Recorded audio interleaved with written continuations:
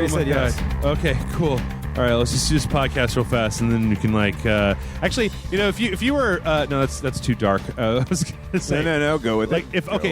if I've got to go out, right? Yeah. And it's not I'll do it. Having sex while I'll do it. skydiving into a volcano, right? Because that's obviously the preferred way. No, I get it. I'll do it. Or explosive decompression into space, so that you can be like one of a even single digits number of people who have perished. Has anybody died in space? Somebody's got to have died in space, right? Outside of the monkeys and dogs and stuff.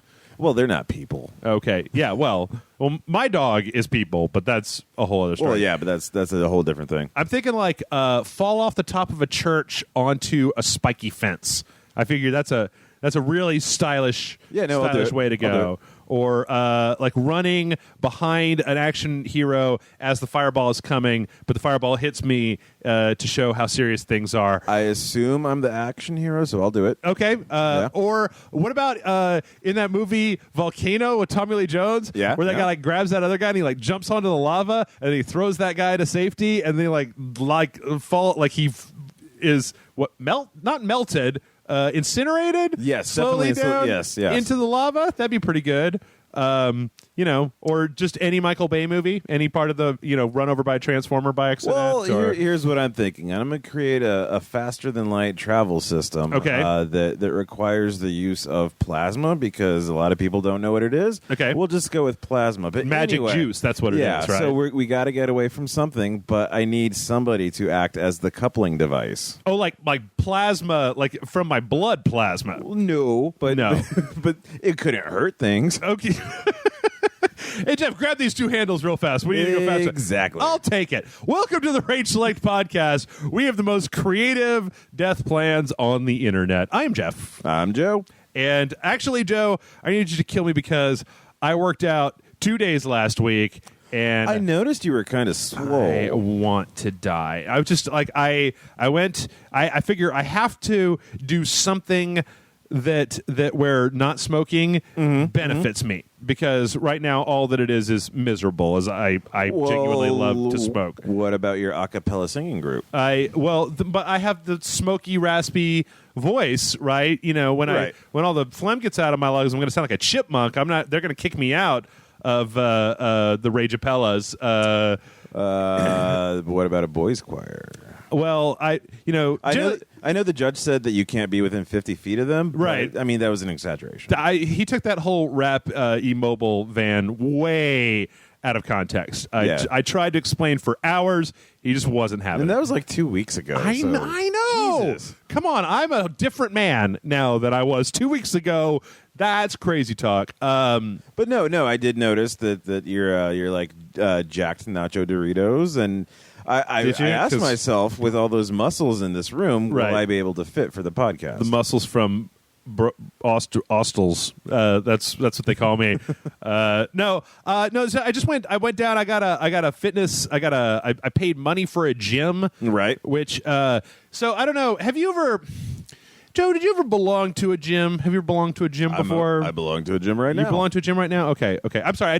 I wasn't trying to imply. I was just like, Joe, do you know what a gym is? Have you ever seen a weight before? Well, perfection when it just happens. You don't want to mess with it. That's right. So the last time that I joined a gym, I was like 17. I was or 18 or. I don't know, last week, I don't remember when it was. Sometime, I was really stupid. And so I went down to this gym. Are you locked into a contract now? No. Okay. I was very, very careful about that because when I went down, they razzled and dazzled me with all the stuff. There was a bunch of pretty people working out. Right. Looking good and feeling fine. Yep. They had like a juice bar and all this stuff. And all I wanted to do was swim at that point. I was like, I want to swim. Because I like to swim, and it's good cardio, and I'll get in shape, and blah, blah, blah, blah, blah. So I signed up, and they... I like the fact that like I went in there with like I went into this current place with my eyebrow like raised, like I had a shitty attitude when I was like, yeah, I want to join your gym, but no funny business. I'm 37 now, because when I went to join the gym, like I don't know if you people on the internet, I don't know if they even do this anymore because everybody did it. Everybody is sick of it. Nobody does the internet anymore? Is that what you're asking? No. Okay. The gym thing. Right. Where you go in and they're just like, oh my God, dude, we've got this special. We're going to waive the $6,000 membership cost. Right. We're going to waive the $10,000 credit deposit. Yeah. And all you have to do is sign a 7-year contract at $30 a month, and we'll raise that price depending if we feel like it or not. If you ever sweat in here. And you're like, well, I don't know. I might need to think about it. He's like, yeah, I'd think about it if I were you too, but this offer ends in like 6 minutes, 7 at the most. So, I could talk to my manager, maybe get it up to like 9 minutes, and you're just like, the pretty people are all around. You're like, I'm socially awkward. Okay, fine, I'll sign this contract. And then you go to the gym for the first time, and you learn a few things. One, gyms aren't exactly concerned with keeping the chlorine in their pools at a reasonable rate, which is why the first time that I jumped in, I instantly passed out from chlorine exposure, and the top 4 layers of my skin burned off. And 2, they don't mind letting old people take over the pool pretty much lap pool, all the time, to do their senior aquarobics. And 3, this was my first and only exposure to the men's locker room. Yes. Now, I got a bone to pick in more ways than one with the men's locker room. But not literally. Literally. Gross. Dude, why? You're a person, you're a man, you could explain this. Maybe you know what's going on here. And keep in mind, I did used to work for basically Texas Tech's gym. Okay. So maybe you have some insight on this, but I could not understand. I'm like, why does everybody just walk around with their ding-dongs out? Like, do you put a towel on or, like a bathrobe? Or, I understand that when you get in the shower, your ding-dong needs to be out. Yeah. But then you see, like, 4 guys having a conversation, just like one of them's got their leg up on the bench, like pointing his shit at one of the other guys. And they're just like, yeah, about that game on Saturday. And it's just like, dude, all right, there's so many penises, and I don't want to look at them. Like, okay, so I see what's going on. Is there a thing where the older you get, the less desire you have to put any clothes on when you're done showering? No. See, this might be your problem with social interactions. How do you know if somebody's talking to you if they're not pointing to you with their penis? Well, as a human, generally speaking, I tend to rely on things like eye contact and people saying my name, or at least if you say like, "Hey, fuckface," I'll be like, "What is that? Are you talking to me?" Or you can't rely on that. You can't rely on that. Well, not in the locker room because the lighting's all fluorescent and usually there's wood paneling, which just and makes stuff. it even worse. Yeah, but so it distracts the eye. Okay. So in that environment, you really need to go off the humdingers. Okay. You have to calculate the angle of trajectory from the wing wang and be like, oh, it's pointing at my face. That guy is talking to me, obviously. Well, that and I feel like enough people don't speak up about it, but perennial moisture is a real thing. Like getting your taint dry is difficult. Is that what you're saying? Yeah, just get the blow dryer and shove it up there, dude. Goosh rash is a real thing, and it needs to be addressed. Okay, this is the last day of the week that I'm recording, and I've just heard the words goosh rash. But the thing is that the reality is totally different because, you always hear people complain, all this locker room talk, and I'm like, I don't want to talk in here. This place is just terrible. I don't even want to shower in here. I'll just go home and then shower there. It's not like I have to go to a job. It's not like I'm going to work out and then immediately go to a job interview. I went to the gym twice and then paid for it for 4 years. I think I had a 3-year contract. Nice. And then I didn't bother to cancel it, so then it re-upped, and then I came back in there. I was really pissed off one day. No. So what you're telling me is that you had self-regulated personal training sessions that cost like $600 a pop? Yes, exactly. Nice. I like it. But no, all I really want to do is run on the treadmill. Okay. And by run on the treadmill, I mean mostly walking on the treadmill because I'm so far out of shape. Do you set the incline really high? Nope. Okay. Right. All I'm doing right now is just getting back into because here's the thing is that I don't understand. I was talking to Grant about this. I don't understand people who don't work out who are not smokers. Right? Okay. Because I used to run on the treadmill in my apartment complex back in the old days all the time. Like before I even had any of these jobs. Before you had the mansion. Right. Before I had stately Rage Manor with the giant penny and the shark and the Jeff Mobile. So I used to go down there. I used to run on the treadmill all the time, and I got relatively I lost a fair amount of weight. That's kind of what I'm looking for. You got skinnier than relatives. I got skinnier than a lot of my relatives, and then one day I quit smoking, and I quit smoking for real, and I was done smoking for like 3 or 4 months. And then one day I got on the treadmill and I started running, and I was just like, "Holy shit! Is this what like breathing is like?" Because let's be honest, in your normal day-to-day life, you don't have a lot of. I mean, there aren't that many situations that require you to be like sustained cardio breathing. Like you don't need that much oxygen, right? Like your lungs don't get that call to action, right? Like walking up the steps in my house is not a big deal, but when you're on the treadmill, it's like suddenly I was running and I was like, oh shit, this is what it's like to be able to run. And so for those of you who don't smoke, when you smoke and then you try to do cardio, it's like having somebody just reach into your esophagus and just squeeze it. Like there's no, it's like somebody's taxing every breath that you take. Sting is just taking like 60% of the oxygen that you're trying to bring in, because no matter what you're able to do, you're just like you're like a fish on land. So I would go in there, and I'm going in there like 11 o'clock at night because I'm a 24-hour place, right? Yeah, hide your shame, right? And there's like 3 other people in there, and they're all just fucking. They're lifting 6 million pounds, and there's like women doing backflips and shit. And I'm just like, I'm going to walk for 5 minutes and then run until it feels like I'm about to pass out. And then I'm going to go back to walking, and I'm going to do that again. I'm going to do like 3 times, and then we're going to be done. Well, bro, I got to say, as somebody who's helped people lose lots of weight, you really want to build that muscle mass, bro. I mean, when the more lean muscle that you got, the more calories that you're going to burn just on idle. Oh, yeah? Yeah, I know that. But, okay, so that is actually true. Right. I'm not taking advantage of it right now. Like, for the past 2 months, I haven't gone to the gym, and I've completely chunked out, and that's on me. But I also know that I can get back to it. Yeah. The only thing that's a shitter is as I grow older, the cost of entry back into is higher. Yeah. Mm-hmm.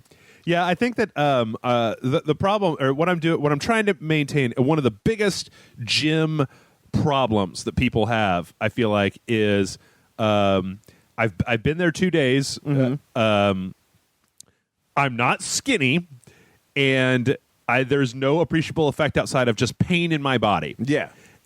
And what I know from the last time that I did this is that you just have to do that for like a couple of months, right? Yeah. And then one day magically you'll just be like, oh yeah, right, now I can like do this. Now I can run for like 20 minutes and it's fine. But in the beginning, it's just going to seem like just a shit ton of work for no reward, and you're just making yourself miserable. Like I'm walking my dog and then going to the gym and running after that. And it's like, this seems incredibly redundant, but it's about to be. It better fucking get cold soon. I don't know. Summer is hanging the fuck on in Austin. It's not that bad up there today, but I am just. I want it to. It was 87 degrees, but with the low humidity, it only felt like 84. I cannot wait for the sun to go down. I'm going to go drink. Anyway, so Joe, what have you been up to in the last week? We got some news today. We got some questions, but first, what have you been up to? Well, I think the most important thing on the entire planet happened today. What's that? Which is the release of Battle for Zendikar, the next set for Magic the Gathering. And so I have a booster box downstairs. Just set the microphone down for a little while. Open, yeah. Right. Okay. Yeah. Open. Oh, my mythics. Oh, they're so rare. Dude, you're so laid back that even your fake orgasms sound like kind of half-hearted. Well, no, I just don't. Like I said, I haven't been working out lately. Okay, I get it. I got you. The muscles have atrophied a little bit. So there's an expansion pack for Magic the Gathering. Yeah, they have Is it Skylanders now? Do you put it on a Portal Power and then like the Magic card goes into the game? What you do is you put it on your custom play mat that says everything about who you are as a person. It's kind of like a bumper sticker. Okay. And then you get around a bunch of other greasy, sweaty people that don't smell so good. Right. And then you argue semantics until somebody gets really pissed off and walks away. Wow, sounds like a blast. You should do it in the locker room, right? You should. I tap my dong for 2 manas. That's right. Go to the locker room completely nude and be like, hey, who wants to play some Magic?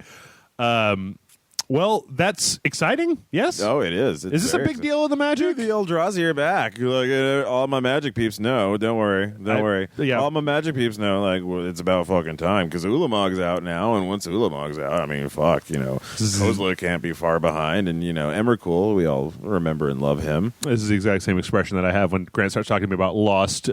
Just no idea. Yeah, so Lost. There's a smoke monster. Nope. I've put up enough of that with Grant around. I'm not putting up with it with you. Okay, so the infield fly rule is really interesting. That's to sports. baseball. I'm not Brian Salisbury.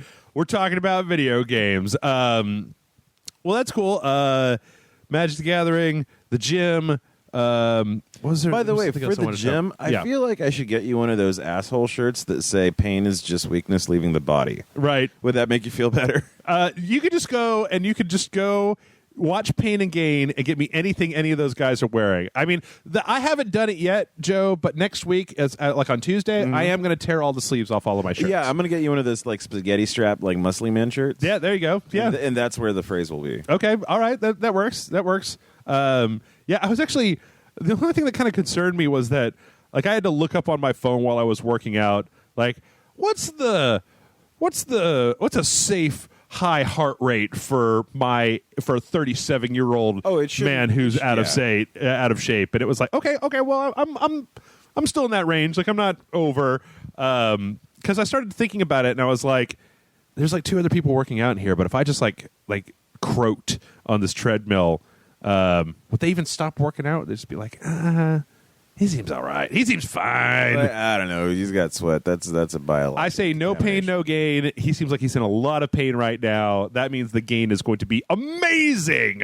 Well, see, that's the beauty about smoking and working out, because at my peak performance, if I'm doing like a cardio machine that monitors the heart rate, first off, that's heart shit or horse shit. But when it's tracking my heart rate at 194 beats per minute, and I'm still feeling okay, right? That's cigarettes, man.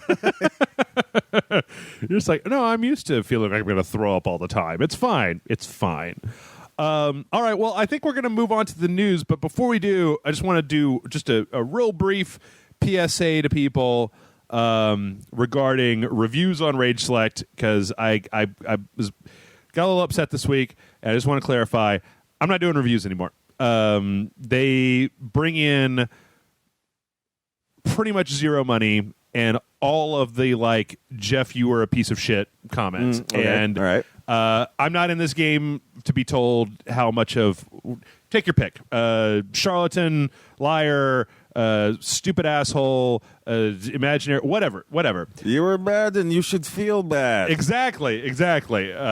So I'm going to go ahead and nix the reviews, and hopefully what that's going to probably mean for me is that I think that I'm also going to be adopting a new policy where I'm not going to be finishing as many games. I'm going to wait for games that are like a real draw, right? Yeah. Like I'm not going to force myself to finish a game that I don't want to finish, right? But you are finishing Skylanders too, or Super Loaded, or whatever we played last time. No, no, I never touched Skylanders. You want Skylanders? You don't have a PlayStation 4? You can take Skylanders, because, bro, I got Lego Dimensions over here with my Portal 2, Homer J. Simpson, Marty McFly, and then like the core group of Batman, Gandalf, and Wildstyle. Right. I'm going to tell you right now. Yesterday, as Batman, I was punching a bunch of Daleks on top of Sauron's tower in the middle of downtown Metropolis, and I'm just like, yeah, I'll take that over a bunch of race car dragon bitch shit any day of the week. You just described like a nerd soggy biscuit. Yes. Yes, I absolutely did. Yep. And yeah, that game is pretty incredible. The only problem is that it's like shit. I talked about this before when we reviewed Hyrule Warriors. This game is fantastic.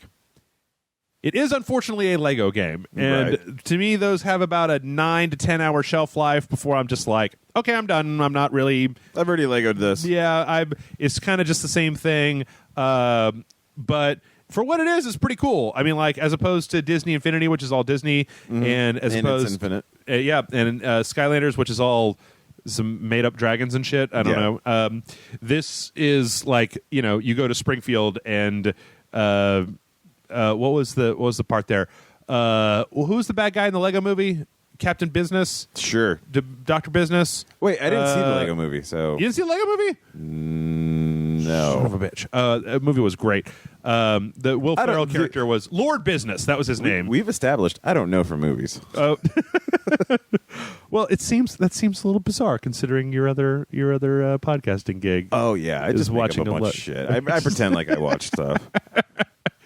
All right. Anyway, yeah, that's what it comes down to. I'm gonna try. I've got a thing. I'm not really ready to talk about it all that much just yet. That's a different direction of some stuff that I want to do. Okay. And it's going to require me carving out a little bit more free time than I have right now. So no reviews. No reviews, but yes to critiques. What is in what format? What are you talking about? No. I don't. Yeah, I mean, here's the thing. I don't really care. I mean, at this point, when we do, I've long passed the point where nobody really gives a shit about our dojo episodes, right? They're just like, haha, that was funny, or oh, you guys missed that, or whatever.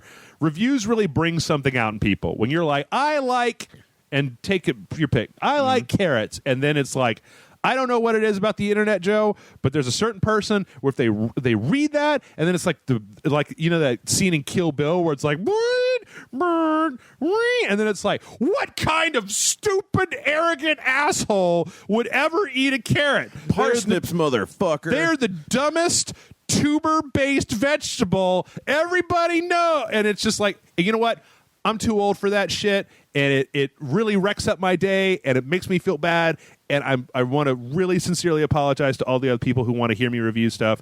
I don't like to, because I know the people that are the Kill Bill people are like represent like 1% of our audience, right? Okay. On the other hand, they represent about like 90% of me walking around here like a crazy person, going, "Oh, I'm gonna find his address. I'm gonna go, because they've still got the 5-finger death strike." Right. Exactly. So yeah, reviews. Off the table. I tell you what, I'll tell people instead, if you guys want to send in email questions that have a specific game, I can tell you what I think about it. I can give you a very short thing. I'm not going to give anything stars anymore. I'm not going to make any judgment in that respect. And if you want to come on to the Sunday live show and ask me questions about what I think about games, you can totally do it there too. Okay. Or the Ragecast or whatever. Right. But I'm not going to spend all this time to do this stuff just to give people a place where they can just fucking jump all over me and be dicks. Okay. So with that done, let's get on to the news. And I know I say this pretty much every week, but it's a weird grab bag full of news this week. Is it now? There's no clear theme. We don't have a TGS or anything, so it's kind of just a bunch of like assorted weird news stories. And let's kick it off with what may be Joe, you had the perfect reaction when we were watching this trailer. This is Call of Duty? Call of Duty Black Ops 3 story trailer came out this week, and I think it looks pretty freaking hot. I think it should maybe be called Deus Ex 4 story trailer, but or like, I really want to tell a story through narrative gameplay. Oh, what is that? No, it's just like this isn't 12-year-old kids calling each other F-bombs. Oh. What the hell? Oh, in Call of Duty? Yeah. Well, Call of Duty's had some pretty decent stories over the years, especially the Black Ops series, I feel like has been doing pretty good. But yeah, this shit is, I mean, we already knew that this was like, or I already knew, I guess, I don't know how, you've probably not been following Black Ops 3, but then it's like way in the future when people got robot arms and they're running around and they're blowing stuff up.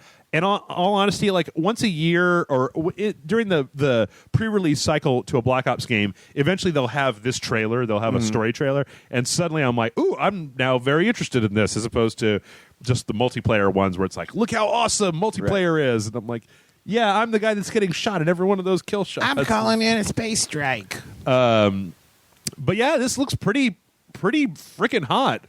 Like, yeah, you got like Blade Runners / Coruscant World. Yeah, and Cyber Ninjas, and is that Katie Sackhoff? Sure, why not? I don't know. Anyway, and there's that one guy from Christopher Maloney from that one show. I was in Oz and I got butted a lot, and then I was in Law and Order. Oh, that's where I know him from. Yes, is Law and Order. Sexy Victims Unit. Wait, okay, hold on. Before we move on, I'm sorry. I saw something the other day, and I have to know if this is a real thing. Is there an NCIS New Orleans. Yep. Starring Scott Bakula. Starring Scott. Oh, Scott Bakula. Yeah. How far have you fallen? Anyway, the story trailer looks pretty hot. And the other thing that I'm noticing about it, the more that I see of Black Ops, the more I'm noticing that, like, I think this is probably the best looking Call of Duty game that I've ever seen. Like, it really does. The faces, I can't tell. Like, to me, they're just like right in the middle of the uncanny valley. Like they're on the upward slope out of the uncanny valley. I don't know if they're all the way out, but they're definitely doing. Well, where it suffers is the mouthy movements. Yeah, like that's always it always looks like they're chewing their own faces off. And I'm not giving them shit. I'm sure it's super difficult to do. So. Yeah, but like all the hair and the sweat and the dirt and stuff, like it all looks real good. And so does the environment. It appears from the story trailer. I guess we should probably talk about what the story is. Like, you're some kind of cyber soldier, and that, like a guy you used to know is now out there gone rogue, and yeah, basically it's Ghost in the Shell. Yeah, what it actually seems like is awful lot like Call of Duty Ghosts, except without the apocalypse. But yeah, I'm gonna play it. Looks pretty cool. I mean, I was shit at the beta, but I'll play a single player campaign, which is good news for me. And you know who it's bad news for? The Bears. You. Why? Because you have a PlayStation 3 or an Xbox 360. Yeah, I don't have a PlayStation 4. Well, guess what? The single-player campaign has been excised from the Xbox 360/PS3 version of Call of Duty Black Ops 3. Hey, you know what, guys? What's that? Go fuck yourself. There you go. Now you're getting the Rage Select. Now you got your Rage Select going. Hey, guess what, Treyarch? You can go fuck yourself. And your mom, too. Nope. This has actually been a thing that I think we've seen a couple times before of content being excised. Like I remember in the Shadow of Mordor, they took the whole Nemesis system out of the PS3, Xbox 360 versions. That's gutting. Yeah. It seems a little bizarre because just like usually Call of Duty games have three things. They've got the single player game, they've got the multiplayer game, and then they've got like the zombies or exo or aliens or whatever the fuck it is. It seems like the multiplayer and the zombies part would be like the smallest part, right? Yes. Because you only have like 16 maps and everybody's just playing on them over and over again. Whereas like all the voice acting and stuff, like I wonder, you know what? I'm going to look this up right now.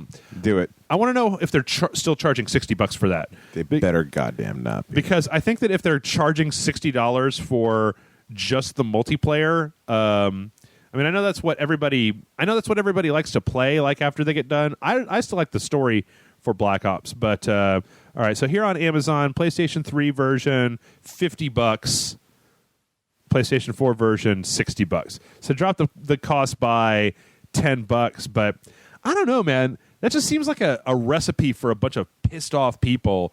Yeah, like, if it's just going to be multiplayer, then just fucking $30 or something, or release it. Well, no, I was going to say free to play. No, it also said that if I was reading this, it also has. Yeah, it doesn't have. Okay, it also doesn't have the esports features that they're integrating into it, where they're going to have like this big tournament where you get $3 million or whatever. Yeah. Okay. And a bunch of other stuff I honestly don't know, and I pretty much don't care. There's also a weapon paint shop in the game that we've looked at in the beta, where you can like take your gun and spray paint a bunch. You can army it to it. Yeah, exactly. So yeah, that's it. You will apparently be getting a copy of the original Black Ops though with those.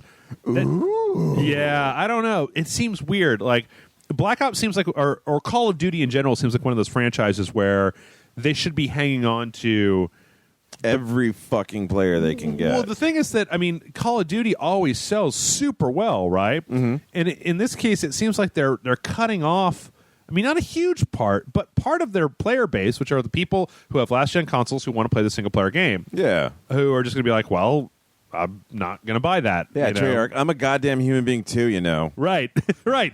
Come on, Treyarch. What about Joe? What about Joe's feelings? Come on. He's not ever going to be able to find out what the butt guy from Oz, what happens to him, you know? You know what? I'm just going to take my magic cards, my analog video games, and I'm just going to go cut myself with them because of you, Treyarch. I thought you were going to go home. I thought it was going to be like, I'm just not going to play video games anymore. No, I'm bleeding the shit all over your place. Oh, okay. Yeah. Well, can you do it in the like downstairs where the hardwood floors are instead of I got the carpet up here. It's a little bit. No? I mean, and it's weird because I'm going to go downstairs to get the cards and then come back up. So okay. Really, I could. But okay. No. But no. All right. No. All right.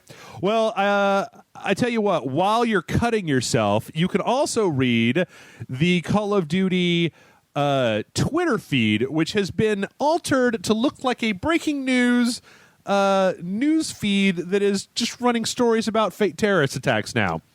Okay, there certainly couldn't be issues with that. Yep. It's been changed to current events aggregate. And let's see, here's some sample tweets. Breaking news: unconfirmed reports are coming in of an explosion on the north bank of the Singapore marina. There's no way this could be misconstrued or a wrong thing, Joe. They right? do know that shit can happen. Like Singapore is a thing, and they do have explosions set to enabled. They just have they have so many marinas. You're gonna have to be way more specific. About your Singapore marina. I mean, I'm all for kind of viral marketing and stuff. I think that right now, maybe not the best time between refugee situation and or shootings. Yes, that maybe keep your Call of Duty news to the cyber future and be like cyber Malaysia attacked by cyber weapons or megadons or just like hashtag lol just JK. Simmons. Yeah.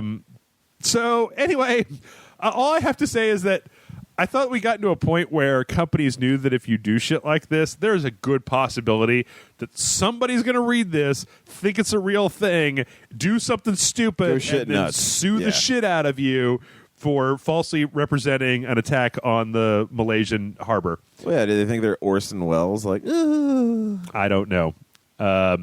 Anyway.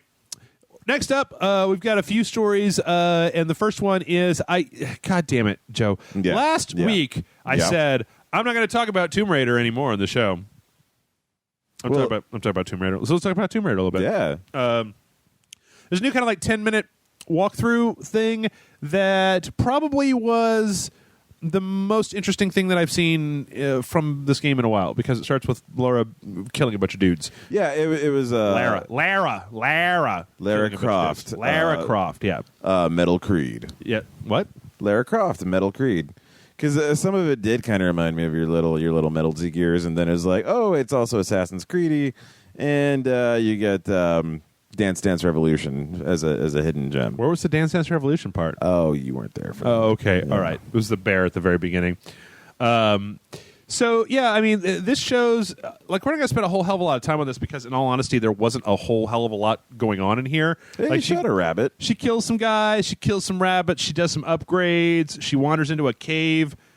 She seems to be kind of on a mission to do a thing. She's trying to get from here to there. And then, halfway through, she's like, ooh, a cave. I'm going to go in there and look for treasures? No, her mission was hypothermia. Well, yeah, half of it, when she wasn't running, she was just holding her arms across her chest, trying to keep her boobs warm or whatever. But I don't know. I mean, boy.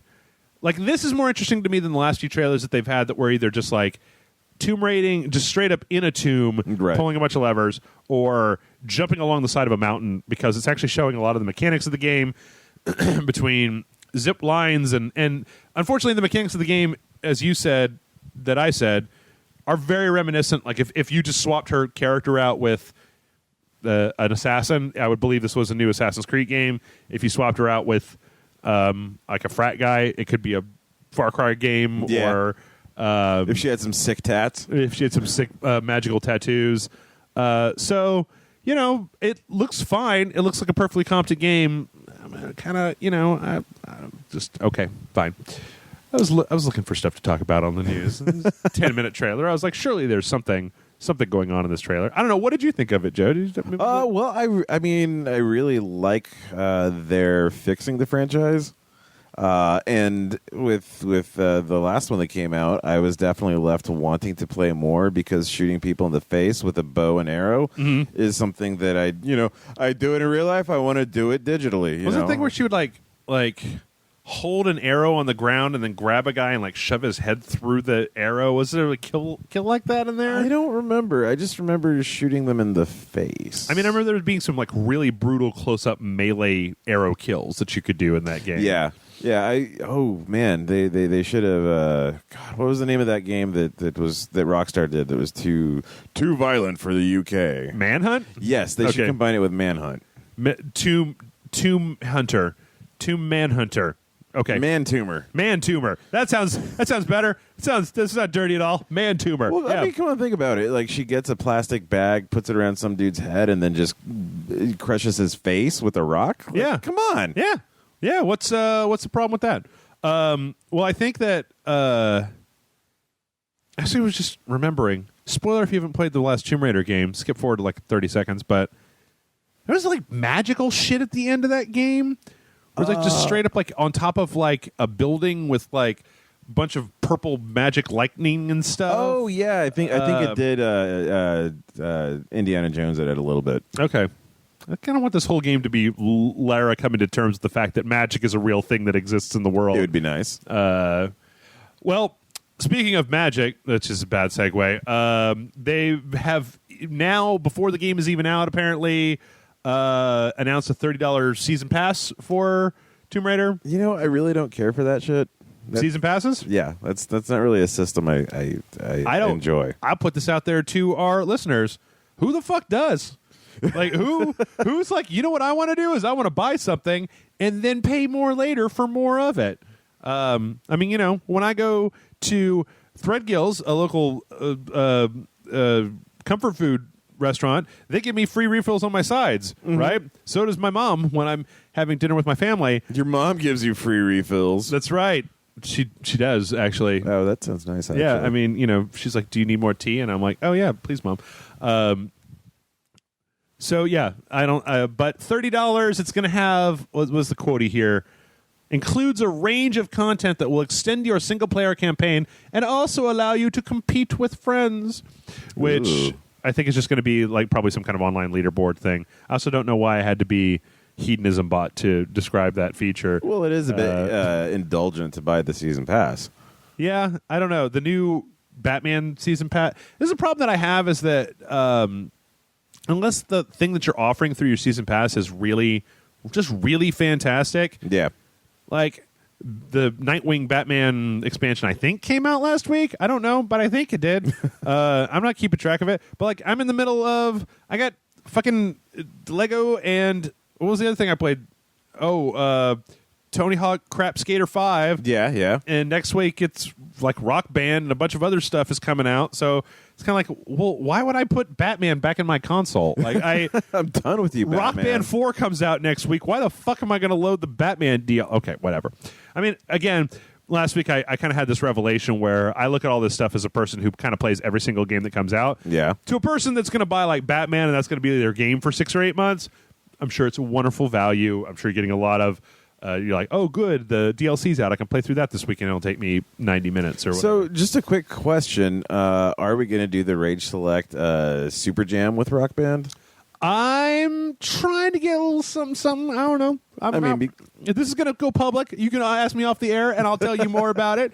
I'm not going to ruin the surprise for people. All right. Wait, does that mean we're getting Stevie Nicks?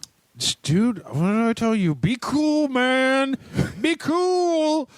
All right, next up, Zangief is in Street Fighter V. Yes. And he looks like a good 20% bigger than he was in Street Fighter 4. Because he will put you through Zangief. Get the fuck out. Yeah, no, I'm already. Okay, good. Go get those magic cards now. So, yeah, there was a trailer for him in Street Fighter V. I don't know enough about playing Zangief to really tell you anything about the moves that he was doing. So, one of the things that I love about Zangief is that I've always been like a Chun-Li kind of person, and Zangief is like the worst to fight against. Yeah. That said, I'm glad that he's in it. Because then there's like actual like, oh shit, he could fuck me up really bad. Yeah. That, and he's an icon. I thought there was that one move in the trailer that he does where his torso is rotating 360 degrees and yet his face is standing perfect. His head is perfectly still. Kind of freaked me out. Like, I think that they could just do that special move, and I'd be like, and like drop the control. Well, Jeffrey, yes, you're obviously not a dancer. No. But that's how they keep from like throwing up when they do a lot of turns. So that's really all he's doing. They just hold their head in one place. Yeah, okay. Well, get into dancing. You can show me how to do it during the break. Get into dancing. Okay, you'll learn all of that. Okay. I will do none of that. I think that the Street Fighter V roster is looking pretty good. I mean, we played the beta, and it seems like there's some cool stuff going on. I'm wondering if it's going to end up being kind of a coup that it's only on the PlayStation and the PC, that the Microsoft isn't getting it. All these, we're looking at a bunch of screenshots right now of Zangief, and it's just like every screenshot has his mouth is just like full on open, and he's like, ah. So I'm gonna tell you a little secret, Joe. Okay. My backup Halloween costume, all the live long years, has been Zangief. If I can just muster up the hair. Oh no, I got the hair. Oh, all right. I mean, like I mohawk. I can just glue. Some. I can just make a chest piece. You can just put your dog on your head. Right. I just put my dog right on the top of my head. But the real question is, do I want to be walking around whatever Halloween party I go to, essentially in a red thong for all the world to see? It depends. Do you hate random sexual experiences? Obviously, on some level, I do. Well, then maybe it's not for you. Yeah. Yeah, I figure it could either... What? Oh, okay. So we're just going through these screenshots, and suddenly StarCraft 2 Collector's Edition came out. Yeah. Also, what's with the shin hair, man? What's going on with Zangief's like top of the shin hair? Well, all strong men go to Russia. And to go to Russia, there's lots of tall grass, so it's actually helpful to like collect pollen and stuff through your shin hair. That way it doesn't actually like set off your allergies. That was a long way to go, but thank you, Joe. Look, science isn't always direct. Thank you, Joe. That was a long way. All right, next up, let's see.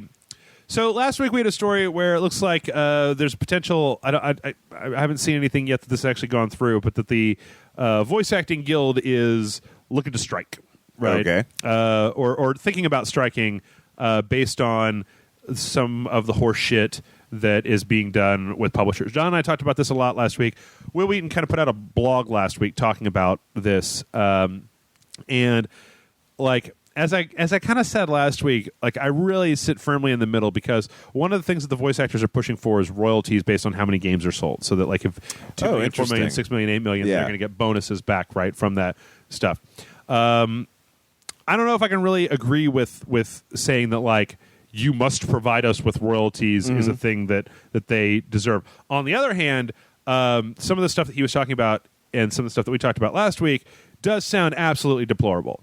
Like trying to keep the amount of time that they have to do voices in a day to specified length. So you can't be like, because apparently right now, like the video game industry does with everybody, they're just trying to get people in and just be like, okay, we're going to do voice acting for 12 hours, and then you're going to do an hour worth of like the screaming at your pickups, right? At which point, like your voice is destroyed for a few days, and you can sustain like actual physical damage in the long run. There's also another thing in here, which I don't know if we went over last week, where currently the game industry is pushing to like be able to fine/strip a voice actor of their union accreditation if they are not sent out on an audition.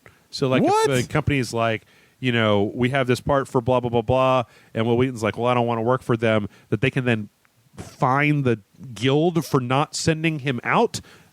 I swear to God, that sounds weird as shit. I read it twice, and I swear to God, this is from the blog. If your agent chooses not to submit you for certain auditions, or employers want to put, let's see.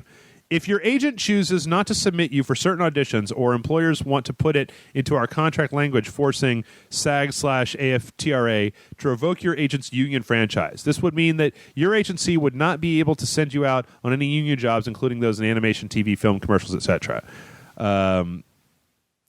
This is part of the. This actually is part of the communication between.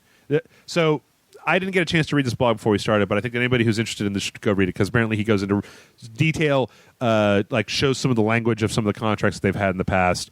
I definitely think that like that shit sounds terrible. I would definitely. It damn near sounds illegal. Yeah.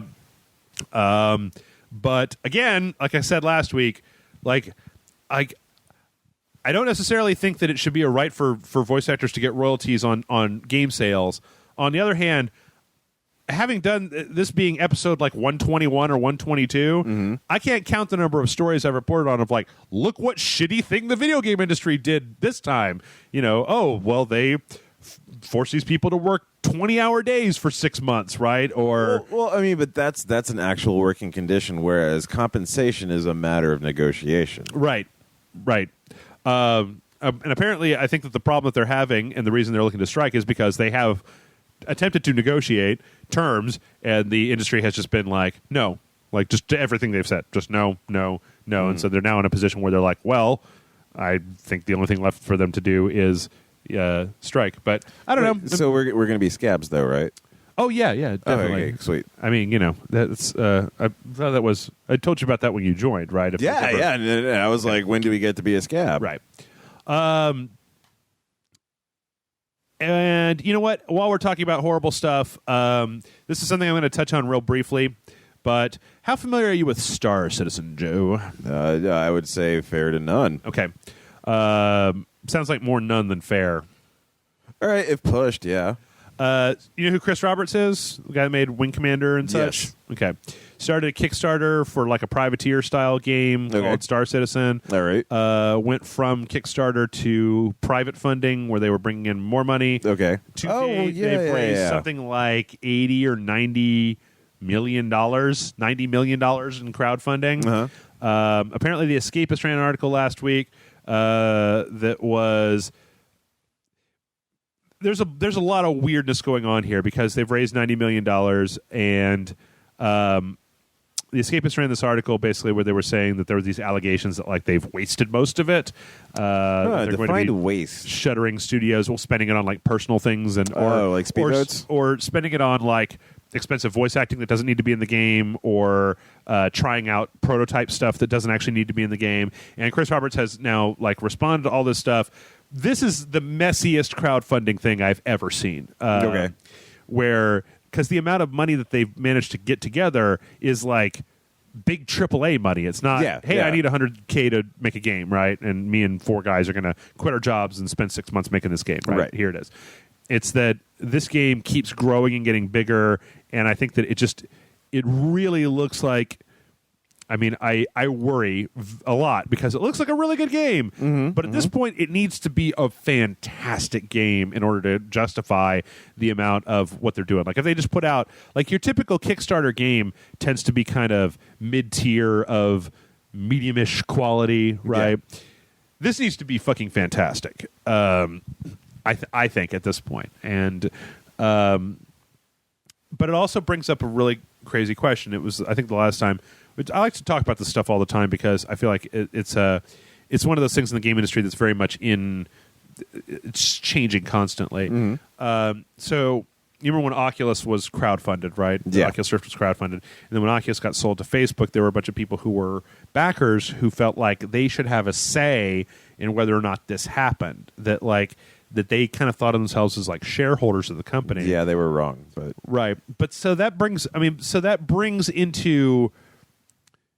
We keep coming back to this, and it brings us to the question, and I don't think I've talked with you about this, of like, what can you reasonably expect when you donate money to a crowdfunded project? Nothing? No, I wouldn't say that. I wouldn't say that at all. And, I'm definitely all for crowdfunding. But it's just like any other venture where the public who is not versed in legal matters are concerned. Yeah. It's all predicated upon the terms and conditions that are laid out. So if somebody says, "Hey, yeah, give us money," and depending on how much money, we'd love your feedback, but it's not binding in any way, right? And it won't necessarily sway us. Yeah. So unless it's like, you give me $5, you get 0.5 of a vote. I think, well, so here's, I'm going to give you 2 examples, right? All right. So currently, I believe in Washington, there was a court case that was settled where they said that if you run a Kickstarter, regardless of whether what you Kickstarted ever happens, you must give your backers the rewards that you promised them. Mm-hmm. That is not, you can't just be like, well, we ran out of money, we couldn't make the books right, you know? Right, but that's a term of using Kickstarter itself, right? Right. Mm-hmm. Mm-hmm. For this, oh God, wait, no, it's slipping away, Joe. It's slipping away. For this has been a really interesting one with Star Citizen because the design doc for what was originally supposed to happen is like gone, and they're adding like all this other stuff into it, which has meant that the release date has been pushed back. Yeah. So people contributed to what they thought was this one particular type of project, and once it started snowballing, it became a bigger project that then didn't release on time and is now in this weird limbo where people are like, I don't know. So again, that kind of brings to mind, it's a question that I ask everybody who kind of comes on the show at one time or another, is like, if you say that you're going to kickstart Game X and you get your money and you make Game X and Game X turns out to be garbage, or you get halfway through prototyping Game X and you're like, this just isn't fun, can you change that game? I mean, is that bad faith to your backers to be like, well, we did what we said and it was terrible? Like, should you be so slavish to your design document that you don't change if necessary? I see what you're saying. Right, because there doesn't need to be, but there should be some sort of expectation set of a delivery of what you believe in, and that's why people did that.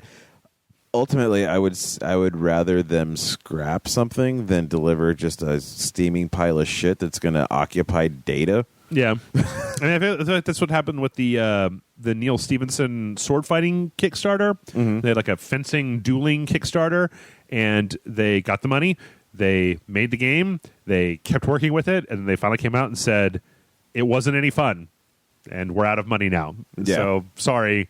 But it brings up, I mean, I feel like it brings up a lot of interesting questions about, like, I would have much rather have seen Star Citizen be out already in what they originally wanted to do, and then have them use that money to keep putting out add-ons to it, right? Yeah. As opposed to delaying the entire production in order to add all these different things. Well, so with the sword fighting thing, did they at least give them access to the not fun game? I don't think so. See, that's where I think they fucked up. Yeah, because if you say no, this is roll boring, but here you go. I mean, I'm not sure if they did, but that's the other problem that you get into, right? Is that in game development, like, they probably didn't have a finished product, so you could have handed them a broken pile of garbage that people can't actually even run without a compiler, right? Because they didn't get that far into it. Like, making a game that you can download and run on your computer, there's a whole second part of that after you make the game work. Packaging it, right? So, well, I guess what I'm saying is that if you had enough to actually deliver something, just be like, look, I'm serious. This is not here. Look. We didn't try to shortchange you. This is it. And then what it does is it allows contributors to feel like, have you guys thought about this? And I know internet opinions can add up really quickly, but there's also a chance for some genuine feedback of like, well, it could have been fun if they wore silly hats. I mean, look at Team Fortress 2. I mean, it may be the sort of thing where, I mean, that's just another thing to say, right, is that, like, if a Kickstarter fails, should there be something in the lingo that says, like, you got to release all your code to at least to your backers, so that if they want to pick it up and keep working with it, that they have a stake in it. But then you get into this weird thing about, like, well, all the backers or just the people who bought, like, the $30 game copy, or like a blah blah blah. Anyway, so it's all a big mess. Again, Star Citizen, it's so bizarre. On the bright side, Twisted Pixel is no longer part of Microsoft. They got their autonomy. Makers of Splosion Man, Loco Cycle, and Comic Jumper, which I've only played one of those, and it was Loco Cycle, and it wasn't really all that great. All right, but now they're doing it on their own. Yep. So I'm hoping that this leads to them doing some better work, because I know that a lot of people really liked Splosion Man, and the Gunstringer was another one that they made. And so when they were in their heyday, I didn't have an Xbox 360. Okay. So I wasn't able to play it. Do you even?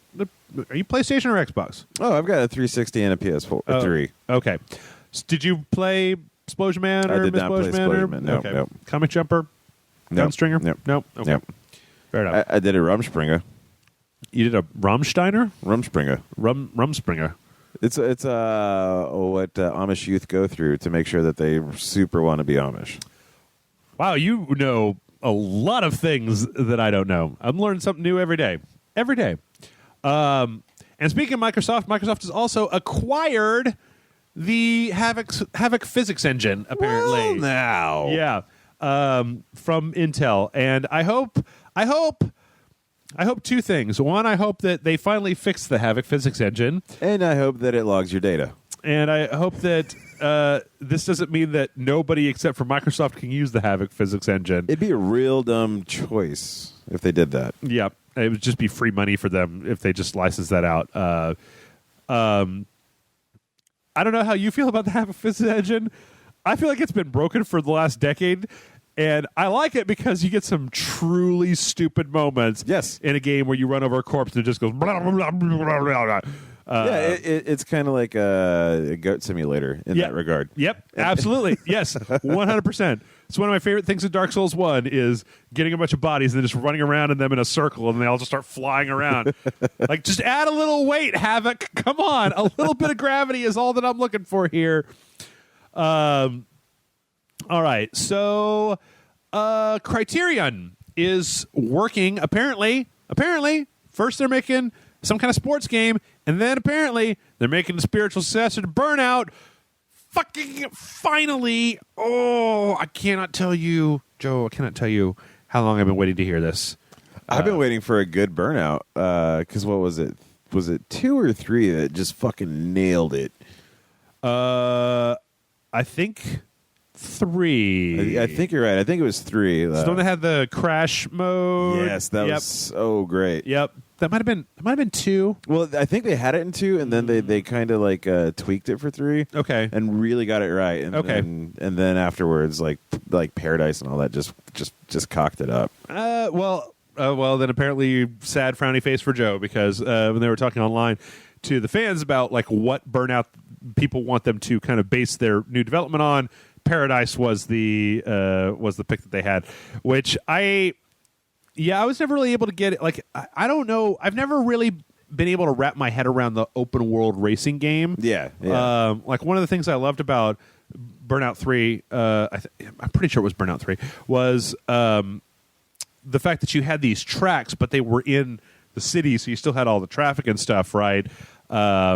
But it was contained enough that you could learn them so that when you're going fucking 600 miles per hour, you just be like, oh, shit, there's an intersection coming. Oh, there's the giant clown head. Time to turn right. Yep. But I think that's great. I'm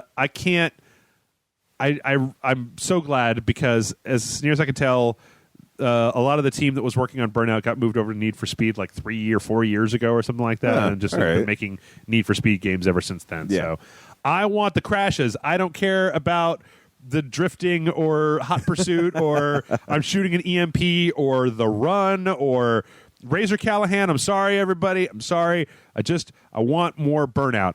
Who was the horrible shock DJ in like Burnout 3 that was doing all the announcements? Came on at the very beginning of the game to tell you Burnout 3. Let's see. Burnout 3 Takedown. Yeah, that's definitely the one I'm thinking of. No, not on the Wikipedia page. Okay, never mind. He didn't exist. He existed. Anyway, so next up, we have a report about Deus Ex. I probably should put this closer to Call of Duty. Nah. But we got to ambiguate him. I didn't realize this, but apparently Deus Ex had done a really stupid thing where they had a tiered pre-order thing where the more pre-orders they got, the more content was going to be unlocked for the people pre-ordering. Well, fortunately, they sobered up, got some smelling salts, and came to their senses. And no, they're not doing that horse shit anymore. They're just going to do normal pre-order. You pre-order the game. Day one is going to have Intruder, Enforcer, and Classic Pack skins, extra mission, comic book, and soundtrack. Great, do that. Can you switch sunglasses? I think they're built into his face. Oh, I don't think you can do that. Because I would have gone with the Oakley junior high school soccer coach sunglasses personally. Oh, so have you not played Deus Ex? No. Okay, yeah, actually, so you see the little black part right here? Mm-hmm. Like the sunglasses just zip back into that. They're actually just part of his face. Oh. Old Adam Jensen. I need to give you... God damn, you got a PlayStation 3. Let me dig out my copy of Deus Ex and give it to you. This is a good game. Anyway, good for you for not being a total... For at least walking back your stupid idiot pre-order stupid horseshit stupid. I heard it was because they really didn't get that many pre-orders because of that. Probably. I hope so. I don't know, Joe, you're still relatively new here. I don't know if you know this. I am a staunch opponent of pre-ordering. I don't believe in doing it. I believe that you should just go out when the game comes out and buy it and not have to pre-buy a video game before it actually comes out. And I know all the reasons. I know people tell me for fucking 3 years all the reasons why they pre-order. I'm like, okay, you do whatever. I personally am opposed to it. I think that you're just giving up a lot of your own power to publishers. Even though there have been a few times that I've actually preloaded games on the PlayStation. But whatever. But not GameStop. Just as long as GameStop doesn't get my fucking money. That's all I really care about. All right. Hitman. Yes. Is coming in 2016. Got pushed back. But there's... I don't really know how this works. There's two versions of Hitman. Okay. There's a $60 version. Okay, you know what? This is one of those, before I was talking about people being all like upset and stuff. This is a place where I really need people to correct me if I'm wrong. But I read this article, and it was still kind of unclear. There's two versions of Hitman coming out. Okay. There's a $60 version yes. and a $30 version. Yes. Okay. Correct. The $60 version and the $30 version are both coming out at the same time, and they're both going to have the same content. The difference is that there's going to be additional content delivered over the months following the launch of Hitman, and the $60 version is essentially like... a season pass. The game plus a season pass, and the $30 version is like the basic pack where you can... Well, what is it? It's $60 or $35, and you can upgrade the $35 version to the regular version for $30, so you get $5 off if you buy it all at the same time. But it's not the price of a season pass. It's like the full version is the full version. It's not like $60 for Arkham Knight and then an additional $40 for the season pass. All right. So, yeah, that's a lot different as far as kind of commendable. Yeah. This is from the Game Informer story. It says, at launch, there will be 3 locations, Paris, France, Sapienza, Italy, and Marrakesh, Morocco. These include 6 campaign missions, 3 sandbox locations, 40 signature kills, contract mode offering 800 targets, and weekly live events and hits. And then Thailand, the United States, and Japan will be rolled out monthly from April through June. These will include new missions, new sandbox locations, more signature kills, new contracts, and additional weekly events. So it almost sounds like they've got because they've got like their sandbox mode and a bunch of these like event modes and things all tied into the individual level. So they're going to be giving you like you know what I really wonder? When you get through those 3 levels, is the story concluded? Or you have to like buy the game and then wait for 3 months for them to release the other 3 parts of the actual story. Well, they could handle it episodically. Yeah, that's just real weird. Like that's a real weird way. I mean, like I guess there's this whole thing where developers and publishers are really trying to get people to continue playing their games, yes, and not just to buy them, play them, and then be done with them. And so it's a real thorn in my side when they do that shit because I want to buy them, I want to play them, I want to be done with them. But that just seems really odd to me. Like it seems like with that kind of like it's not like a Telltale game where they are then announcing when episode 2 is coming. Like they've got this shit planned. Yeah. So it's not like I don't understand why you would do that. It just seems a little strange to me. On the other hand, it is like if you pay $60, you get the full game. You can't get it all at the same time. You've got to wait for a few months to get the rest of the game a little bit at a time. I don't know. How do you feel about that? Mixed. Yeah. In that, as, say, 19-year-old Joe who couldn't always afford AAA titles at full retail value when they came out, right? Having the $30 base version sounds really fucking cool to me, honestly. It sounds like a great idea. As a kid who might be like 10 or 12 and they got that birthday coming up and they want the Hitmans and their asshole parents buy the cheaper version because it's cheaper, then you're screwed. You paint a lovely word picture. It's so strange.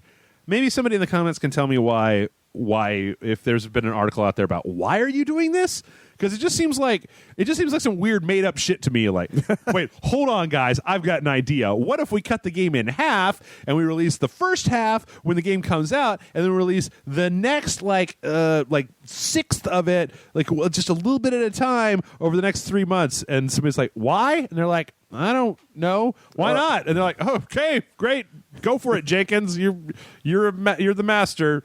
Especially as for a company like Square that, when the Tomb Raider came out, their CEO stepped down because it only sold 2.5 million copies or something like that. Asshole. They're like, well, we expected it to do 7 to 8 million, and although all of us were like, for Tomb Raider, are you? I mean, it was the best Tomb Raider game I played in a long time, but it was still Tomb Raider. You're talking about Black Ops, Call of Duty sales figures. Anyway. All right, well, we're getting a little bit over time here, so let's plow on through the rest of these stories. Speaking of weird release dates, Mighty No. 9 has been delayed until... No, wait, this is an old story. Fuck it, I'm not even going to go with that. Mighty No. 9 is coming out in February 9th. Get it? Number 9. February 9th. Mario Maker has sold 1 million copies so far. Okay. So I always feel the need to pull these little Nintendo stories to put them in, because I know that there's a lot of people out there in the world who are just like, Jeff, this isn't your Dr. Mario story again, is it? No. All right. It's not Dr. Mario. He was a doctor. He happened to be named Mario. All right. Oh. It's a routine prostate exam. Million copies of Mario Maker have been sold, showing that there are a lot of people out there who are just like, well, fuck Nintendo. They don't matter anymore. They can still sell 1 million copies of a Mario game. I mean, so there is that. So good on you, Nintendo.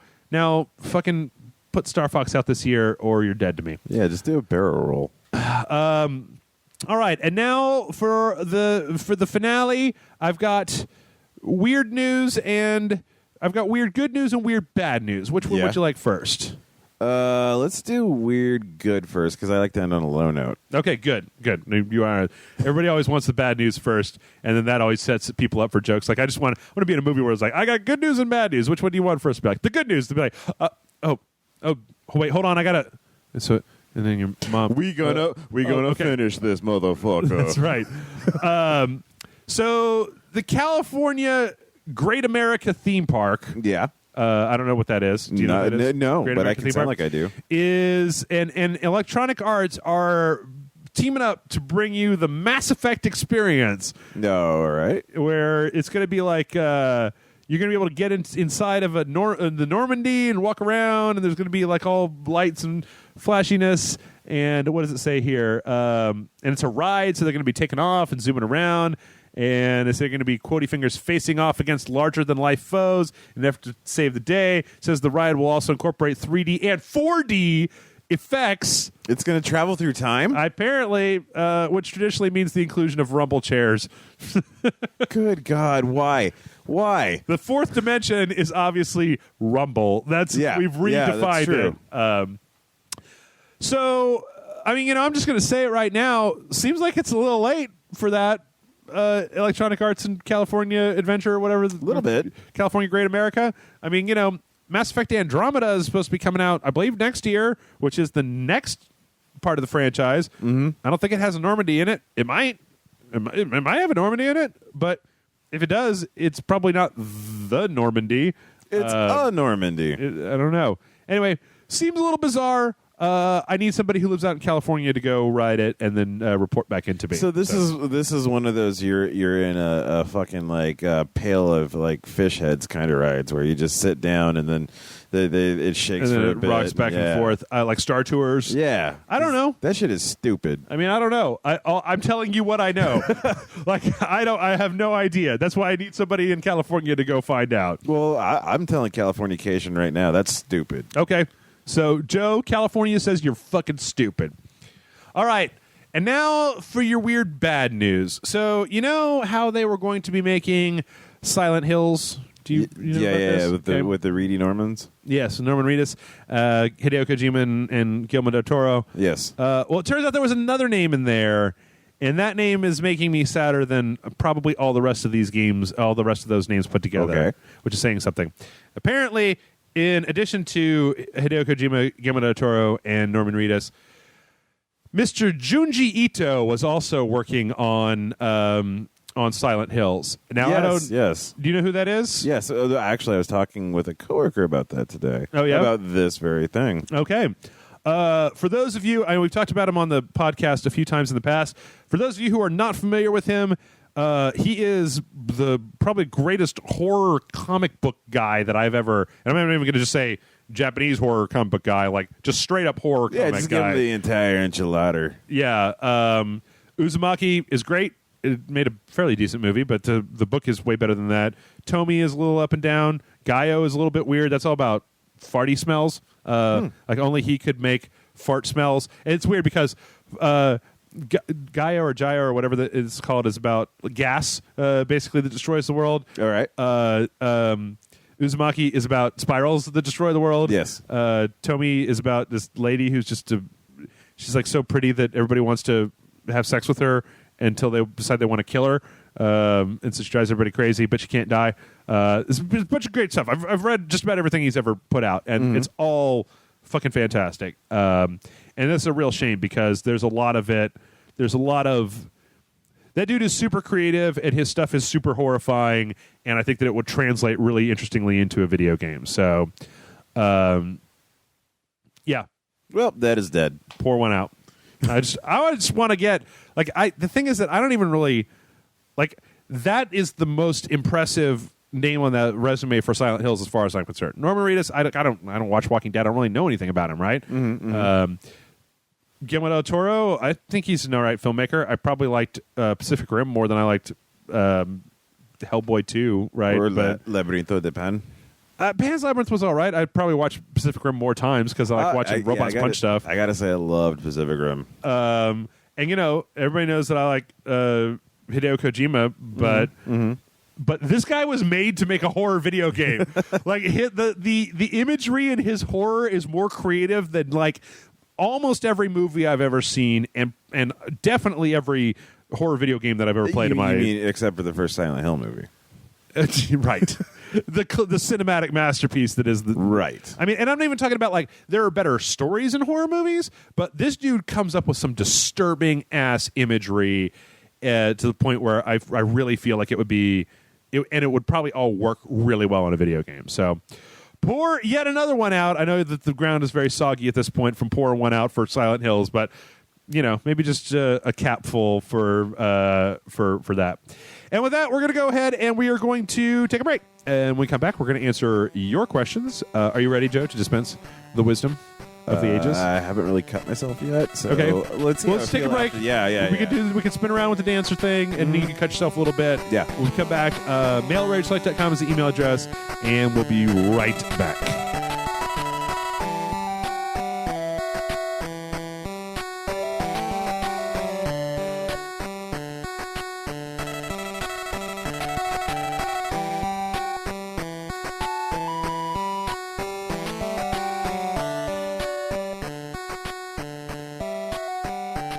And we are back.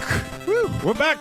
Oh, man. A little lightheaded. Yeah? That's a lot of blood loss. Yeah, well, I tried to get you to put the Dora the Explorer Band-Aids on, but you said they were too girly, so... No. I was just holding out for the swiper ones. Oh, okay. You were just giving me Diego's. I use all those first. Like, those are for me. Those aren't for guests. All right, fine. Anyway, welcome back to Rage Select Podcast. We are doing questions. Mail@rageselect.com is the email address for you to send in your questions. And first question this week comes in from Leonardo, who says, "Hello, Rage Select crew. A few weeks ago, my roommate gave into the hype for Metal Gear Solid 5. Having no prior knowledge of the game or the lore, he dove right in and came out loving it. Currently, he is quite taken with the myth of Big Boss, this legendary soldier who, in his eyes, is the Robin Hood of mercenaries and savior of the weak. It also helps he is Ukrainian, so he has no love for the Russians. He is so keen to Big Boss that after beating the game, he got started on Metal Gear Solid 3, which he is currently playing. Now, I've played Metal Gear since the PS1, and I have a more negative view of Big Boss. Yesterday, we had a very interesting argument about who Big Boss was, and our opinions were polar opposites. Bring this up because it occurred to me other games could make use of this concept nowadays to revitalize established franchises. Instead of games being rehashed, remastered, or sequeled to death, could they benefit instead from having the players experience it from the view of the villain? How about playing as Bowser, Gwyn, Lord of Cinder, or Sephiroth? What do you guys think? Thanks for answering my question. Keep up the good work, Leonardo." Ooh, I gotta say, just off the bat, the Sephiroth one would be boring as shit. Because Sephiroth is an emo bitch who just walks around. He's like, I just meant that he was already my OP. mom's a space alien and I've got one wing. Well, kind of. It'd just be like, well, that's dead. You know what? You know who everybody forgets about in Final Fantasy VII? Who? Zack. Zack was the best. He was also a Lego maniac, but that's beside the point. But that's an old reference. No, like people forget that Cloud just got everything that he was from this actually really cool dude who he was like riding in the back of a pickup truck with, because Cloud's kind of a tool. But, holy shit. What's that? Madman ripped off Final Fantasy VII. Okay, I've never watched Mad Men before because I hate advertising with a passion. So I told Grant, like, unless that show is about all of the people who work in their advertising firm being slowly tortured to death, Eli Roth style, I don't really have any interest in watching that show. Well, with the flashbacks, that's kind of debatable. Okay, yeah. No, I think this is a perfectly good. I think this is a perfectly great idea. I think it's one that. I'm a really big fan of when you make a villain that where you know the villain's motivation, right? Mm-hmm. Yeah.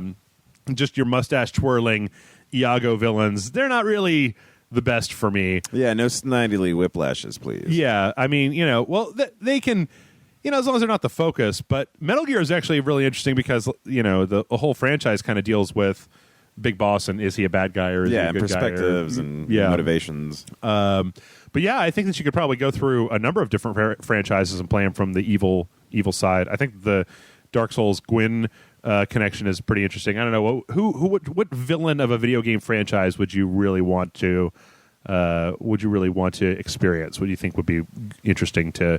Well, last time I was on, got to go with Burger Time. Let's do it from the perspective of the burgers. They aren't even the enemies. The eggs and the ketchups are the enemies, right? No, sir. Technically, hunger is the enemy. Okay. The pickles, little pickles that go at you. I'm trying to think of big franchises that have come out recently. I actually think that... what's that? Oh, Yakuza. Oh, sure. Yeah. Well, I mean, like they've had a lot of different ones, but like playing as you already play as a lot of the bad guys though. In the yeah, Yakuza, you right? do, but they're not so much bad, just as badasses like you that just don't agree with you so much. Like this guy with the eye patch is just silly. Yeah, that guy. yeah, he's my favorites. It might be really interesting to play like a Resident Evil game from Wesker's perspective. I thought they did. Did they? The Umbrella Chronicles, I believe. Was it the? But I think that was just like you were playing through. Like Resident Evil 1. Like I'm thinking of like a full-on crafted game where it turns out that all of the Wesker shit was for something besides like, I'm Wesker and for like a really good reason. Yeah. Like he has actually got a reason for doing this stupid shit. Okay. All right. For becoming a volcano super monster. I think that's what happened at the end of 5, right? Jesus. Yeah, did you play Resident Evil 5? I played a little bit through, and then I just got tired of it. Okay, I'm pretty sure that at the end of Resident Evil 5, you fight him inside of a volcano. Okay. If I'm not mistaken, then he turns into a monster. Or just like Nemesis. What if it was the Nemesis game where you just hit X for stars, right? Just wandering around. I'm trying to think of some other franchises that would be really interesting to play. Like, that's one of the things, I don't know, I think the reason that Resident Evil springs to mind is because the motivations of the bad guys in Resident Evil are really stupid from the perspective of the main characters, right? And in retrospect.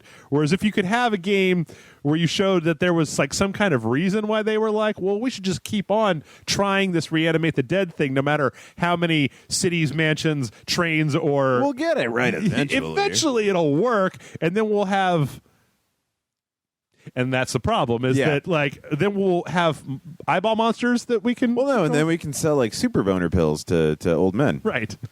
Like, that's all it'll reanimate your fucking necrotic junk. All right. I think that... Has there ever been a Star Wars game where you play as... Not Anakin Skywalker, but fucking Darth Vader. No, I think that's always been kind of like a closely guarded, like, we don't want to do this just yet. I mean, I know that in, let's see, what's the ones I can think of? At the beginning of The Force Unleashed, you play as Vader because you get to chop a bunch of Wookiees, I think. Mm-hmm. Okay. In TIE Fighter, there's the expansion pack, like, Vader's wingman at one point. Yeah, because I was about to say, like, I played the shit out of that, and like I said, I was extremely good at those games. Mm-hmm. So I would just keep shooting him to the point where he should have blown up millions of times, but but the Force kept like bringing his hull back. Man, the Force, what can't it do? And then make a good prequel. What, I guess KOTOR and Star Wars: The Old Republic, you can technically go evil in those games, but that wasn't really. But I think there's a whole bunch of Empire stories that need to be told that haven't been told yet. Yeah, like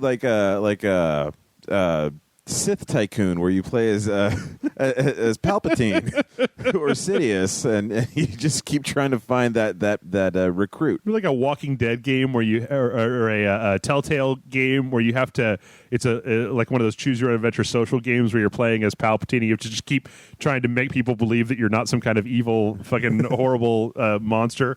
I think that actually I had this idea. It might have been the last time that the question like this came up, of playing a Final Fantasy game from the bad guy's perspective, of taking like your group of evil champions to try to destroy all the crystals and plunge the land into darkness. Oh, okay. So I would say Final Fantasy VII, yes. Yeah. Not Sephiroth, but right. Oh god, I forget the name of all of them. The assholes in the suits. The Turks. Yes, the Turks. Mm-hmm. That would be fun as shit. That would be fun as shit. I think no, I don't think that's actually happened, but I think it could be. Yeah, could be fun as shit. And I had another one. And shit, by the way, is a good time. We should just clarify that statement. Yes. We're not talking about making actual feces. I like the Bowser idea. I don't know. In all honesty, I think any iconic villain could probably work in that role. Well, okay, so like Ganon/Ganondorf, like other than being a complete asshole, what was his motivation? Well, he wanted you could okay. I mean, like depending on which Zelda you're talking about, like he could be. You could make a case for him. Actually, you kind of do play as him in one of the games, but yeah. But I mean, like full on, like I'm gonna build an empire. Well, you could make a story about him being like a kind of plucky Nathan Drake style thief, right? Who gets his hands on the Triforce and ends up caught in the Dark World as a monster, and he's trying to get the Triforce back to try to like get the fuck out of this horror world full of like mutated, fucked up versions of what's in the light world, and this asshole in a green hat keeps getting in his way and exactly busting up his dungeons and shit. I don't know. I mean, I'd pick any of them. I'm just looking at my game shelf right now. Voss from Far Cry, he'd make a pretty interesting villain. That's how I'm probably going to go. I'm looking at my Xbox games, and it's like Just Dance 2014. You could be the super dancer. I don't know. I was going to say Grand Theft Auto, but you're kind of almost already sort of a villain. Well, what about like Red Dead Redemption, whereas you play like as some capitalist who is kind of like sending out these people to just like, all right, let's go ahead and shut this town down, and like this asshole on a horse keeps shooting at us. Let's get depressing game where it's like, we really need to get this Wild West shit shut down. And next it's going to be like, oh, you can play as the play a pirate game where you play as the privateers trying to hunt down all the pirates because those well, I know that in real life they weren't like jolly rum swilling Jack Sparrows, but I like to think of them like that. God damn it! Well, and that makes me think like with the Will Wheaton story that we did earlier. What if you could play like Union Breaker? I think there's been a couple of Grand Theft Auto missions, like the Pinkertons or something. Dude, what if you could? I mean, I know there've been a few games where you can play as them, but what about like a full-on campaign where you play as the Borg from Star Trek back in the old days? Oh, like, yeah, assimilating the shit out of shit. Like the Borg Queen who tried to have the sexes with the Datas. Yes. Yeah. Yep. Sexy Borg Queens. All right, I figure that's enough, Leonardo. You can take any of those, but you got to give us 10% of all the profits. So we have another question here that kind of is tangentially related to Metal Gear Solid 5. We had two of them this week. I figured I'd put them all together. And this one is from Daniel, and he says, hello, Jeff and Joe.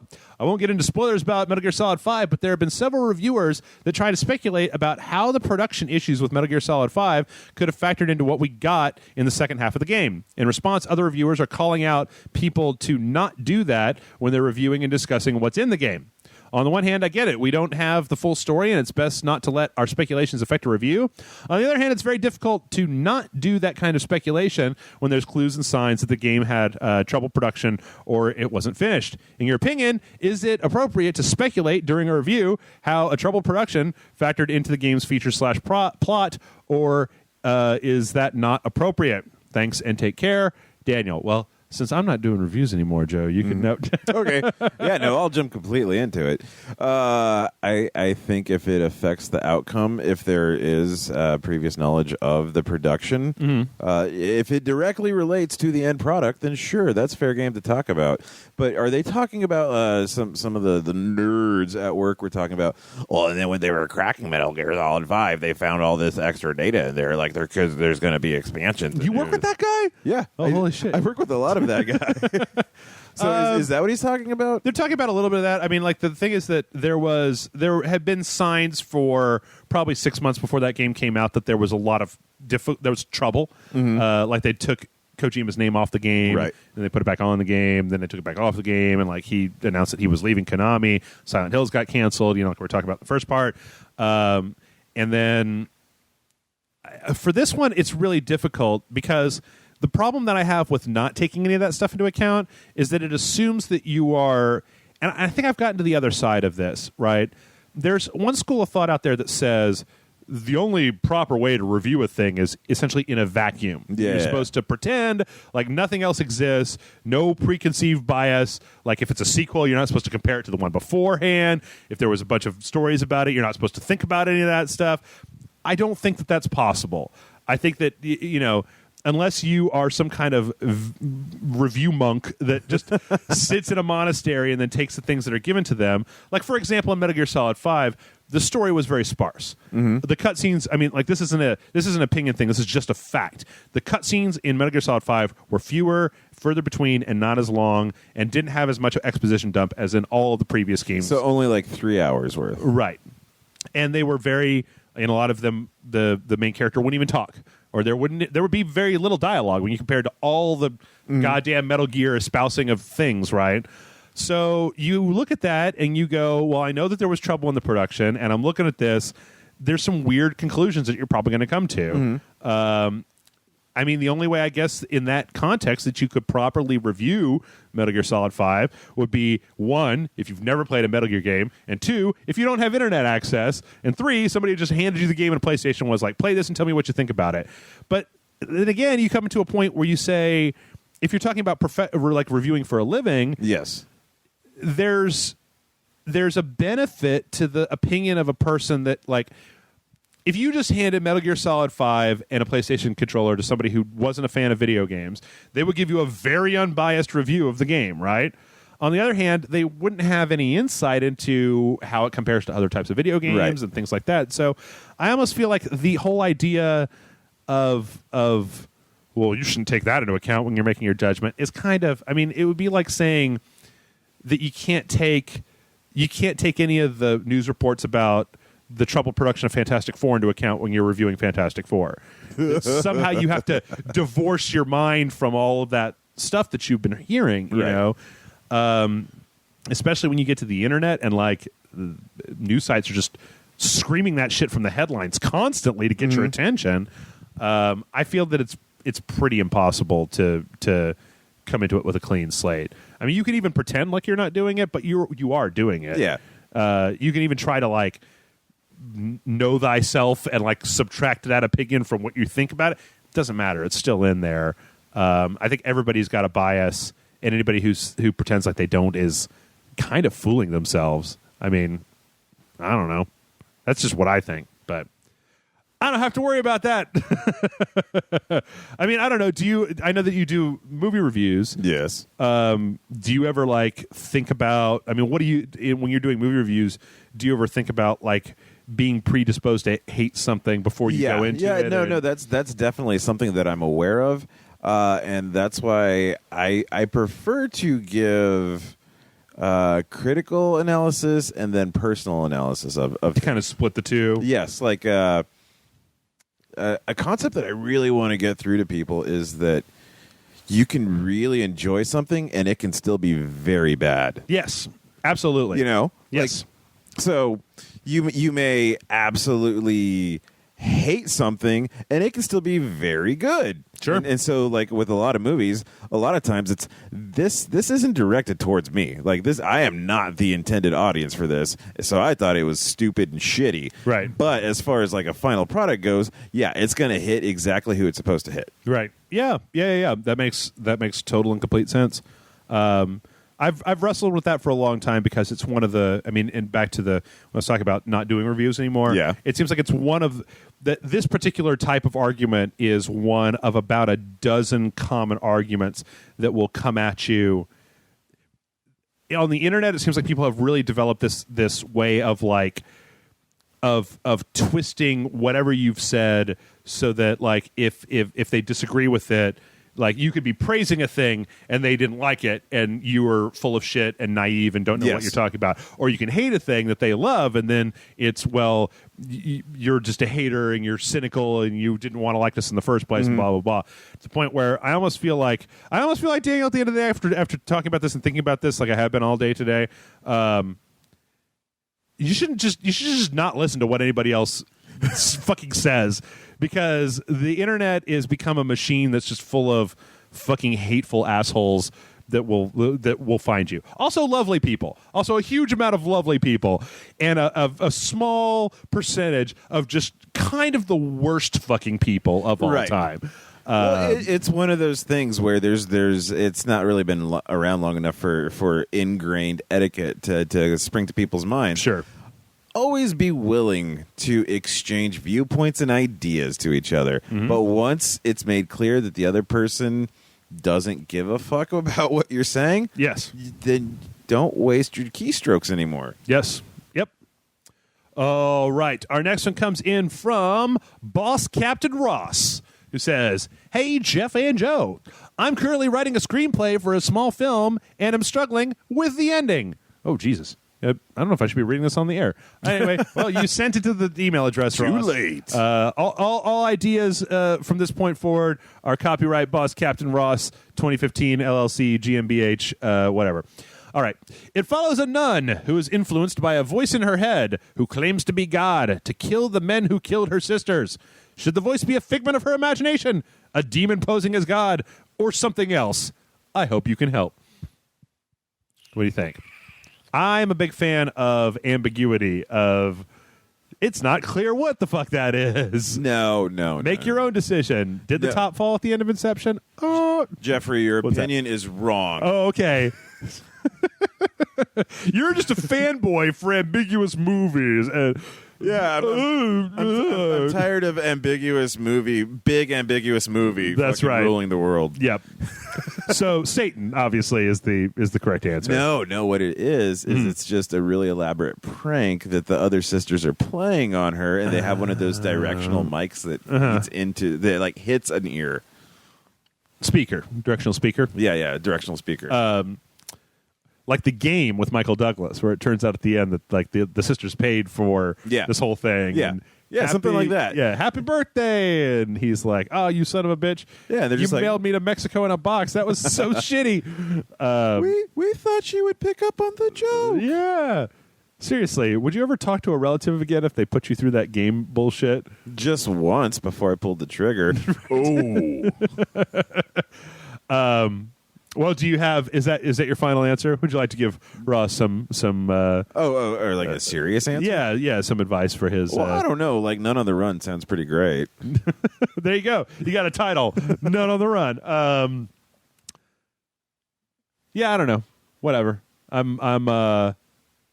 don't know. Like set up 3 different possibilities and then leave it ambiguous. Like Clue. Kind of, yeah. Maybe it went like this, but perhaps, and then Tim Curry jumps in. All right, well there you go, Bus. I'm still a fan of ambiguity. I stick to I hold dear to the concept that the more ambiguous a thing is, while still getting its point across, the better. Like you get into some art films where it starts to get really like self-indulgently ambiguous, where you're just like, oh, dude, seriously. Or maybe she's the devil, right? Who came up to Earth and got amnesia and thought the devil was a nun. Boom. Yep, there you go. Because I feel like once you start explaining shit, then everything gets stupid and boring. All right, this next one comes in from Tristan, who says, "Dearest Jeff and Joe, my question is a simple one. I do get quite creeped out by giant spiders in video games, like a certain part in my favorite game this year, Bloodborne, but very few times do they creep me out in movies or real life. The number of people who scream and run from them in real life when the spider is nowhere near them baffles me. So why is it so hard for people to remove or squish, smash, flatten, pummel, destroy a tiny thing like a spider? So difficult. They're not very deadly, and most of the time they only bite you when you get all up in their business. Or has all my exposure to them very up close in 1080p HD gotten me used to their grossness? I was first creeped out by giant spiders when I was 7, and I watched Son of Godzilla and terrified by them when I got to the end of Stephen King's It a few months later, the latter of which saved me from childhood obesity, but made me fear clowns and thus never got me into McDonald's. That's an interesting little, okay. Your fan from the Leog days, Tristan. Joe, do you have arachnophobia at all? Fuck, no. No? Okay. You can't. When you grow up with black recluses or brown recluses. Like, I was like, what's a black recluse? It's like a brown recluse, but it gets paid 20% less. Jesus. Okay. Well, okay. As somebody who does have a fear of spiders, generally speaking, if I see a spider like walking around on the ground, see a spider, say a spider. That's the Homeland Security logo. Oh, right. Yeah. Yep. If you see a spider, call Homeland Security. If I am outside walking my dog and I see a spider walking along, I mean, I don't step on bugs and stuff. I mean, not on purpose. I'm not just like, yeah, fuck you, cricket, because come wintertime in Texas, this place is just cricket central, right? Yes. So it's not necessarily like if I see a spider, I don't go, kill it, Joe, can you come over and kill it? What I'm more worried about is that I'm going to be asleep and then I'm going to get woken up by a spider sitting on top of my face. And then, how big are we talking about these spiders? Well, when I was a kid, there was a black widow that lived on our front porch, so probably black widow or higher. Because when I was a kid, I grew up in the desert, and some of the desert spiders would get to be about the size of my palm. Yeah, I'm not a big fan of the big ones either because, well, actually, you know what? Actually, that's not true. I've been on record with this before. I'm not that afraid. There's a weird thing to me. There's a sweet spot for spiders. Okay. Between tarantula and, like, say, what's that? Camel spider. Yeah. Not that big a deal. Because you can hit it with a bat. Because you can see it coming, and Also, I've held tarantulas before, and also tarantulas are fucking badass because they've got those hairs that aren't hairs, that they shed them and they get caught in your throat and they will choke you to death. Yes. Yeah, that is awesome. That's really awesome. So those spiders, not a big deal. Maybe because they're furry. Like, that's the thing, is that like Skyrim big spiders, I don't give a fuck. They don't freak me out. Shelob in Lord of the Rings doesn't do anything for me. Mm-hmm. It's really for realsies spiders. Like when you see there'd be a video on the internet of somebody poking a thing and then just like a million little spiders run out of it. Like, mostly because a single spider isn't a bad thing. I'm just more worried about the fact that they're small, so I could be just like doing some work at my computer and then one of them's fucking living under my desk or something and then crawls up on top of my desk and I'm like, it's on my hand. It could bite me. Then necrosis and then I'll die and things like that. I do have a spider story from today. Oh, my God. I was driving back to work on my lunch break. Mm-hmm. I had the window rolled down and a spider flew into my eyeball. What? Yeah, it was like this big. Okay. How do you know it was a spider? Because I picked it out of my eyeball and I was like, "Oh, it's a spider." Weren't you driving at the time? Yeah, I was. That's why it was really fucked up. It was this little green spider that just decided, "Hey, your eyeball is a great place to be." Yeah. Yay, my new home! Oh wait, what are you doing? What are you doing? Yeah, I was just like, "Come on, guy, I'm trying to drive here." You can take shotgun, but eyeball is off limits. Also the other thing I guess is that spiders have a lot of bitiness to them, right? Mm-hmm. A lot of venomous bites. Like I have friends who, me personally, I don't give a fuck about cockroaches. Like, they're fine. I don't even care. I barely even smash them. Sometimes I'll pick them up with a tissue and just throw them outside. Like, I don't even care if they live or die. So if there's like a big swarm of cockroaches coming at me, that'd be gross, and I'd be a little bit freaked out by it. But what exactly are the cockroaches going to do? They're not going to devour me. Do they even bite stuff? I think it's pestilence. And they can bite. They can bite a little bit? When I was a kid, I had saved up some pennies to go get a tub of 7-Eleven nachos. Okay. And so I'd eaten them, and I'd left them in my room, and I'd forgotten about it. And then I woke up to this like weird scraping metallic sound. Uh-huh. Like, and so I turned on the light, and it was a cockroach who was trying to scrape the cheese-like particles off the side of the tub. Okay. But with it wasn't with its little legs. It was with his mouth thing. Okay. I don't know. I mean, I generally speaking, I've lived in a bunch of places with like wasps. Mm-hmm. In fact, my backyard right now has like 4 mud dauber nests in it. Mosquitoes, apparently not allergic to mosquito bites, so when they bite me, I just don't feel it. So it's no big deal for me. I've been stung by a bee one time in my life. That was the only time I've ever been stung by an insect. Mm-hmm. So insects in general are more of a nuisance than anything. Like, I get moths in here all the time. Yeah. Spiders, though, they've got the venom, right? Like, I mean, or carnage. Ugh, gross. And that's just what freaks me out about them, is getting little tiny spider bites that are very venomous. And then I won't pay. And then because I'm me, I won't go to the doctor or anything. And then my hand will fall off. And I'll be like, God damn it. But yeah, I think that's what freaks me out about spiders.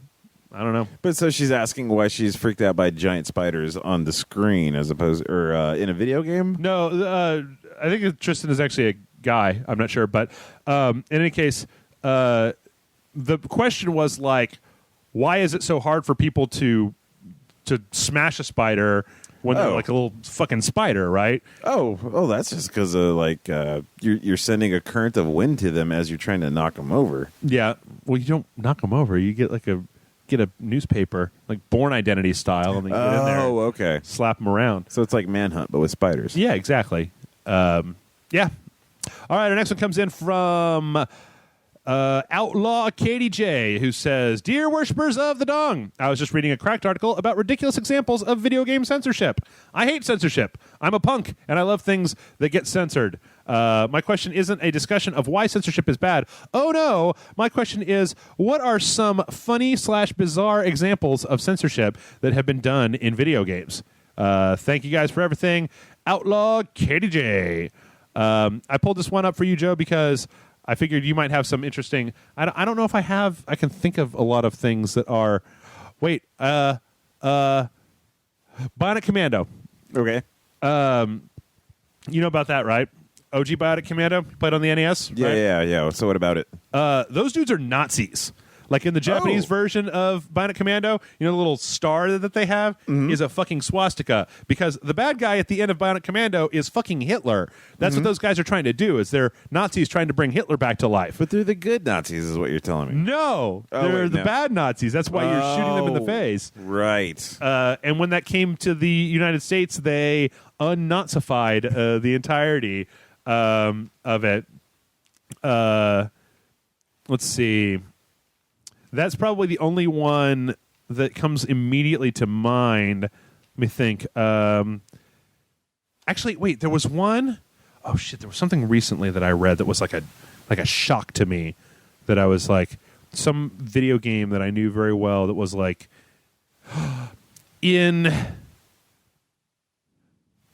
okay, this is incredible. All right. So in Metal Gear Solid Peace Walker, there's a scene where this lady is torturing Big Boss, and she's got these two, they look kind of like a nightstick sized like lightsabers, but they're like electrified poles. Yeah. And she's zapping him with the poles, and he's going, and it's that part of Metal Gear where you got to jam on the button. Yeah. Apparently, there's some kind of like anti-shocking or torture or something thing in Japan where I swear to God, you're going to answer. I'm going to look this up to make sure that I'm not, because I swear to God, this is 100% sure. I could not make this up.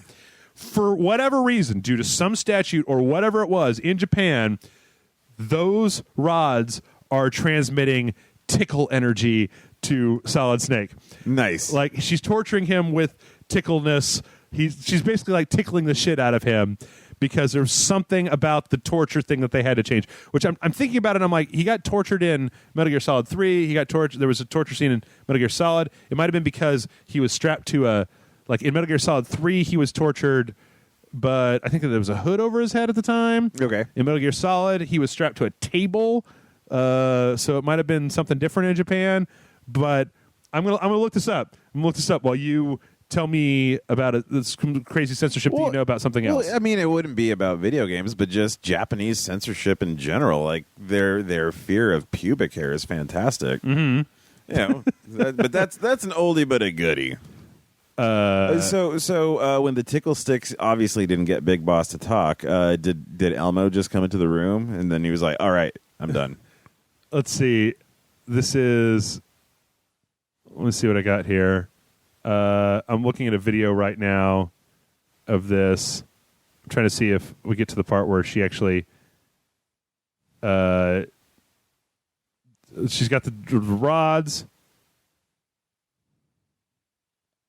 I swear to God, I've been like, I couldn't have made this up. I could not have just made up. Oh yeah, she's like tickling the shit out of him. Okay, I feel like there's fewer sparks in this Japanese version of the cutscene. It just says tickle, tickle, tickle. Okay, I gotta skip. I'm sorry, we're watching this cutscene here. Let's skip forward a little bit. Brace yourself for tickles.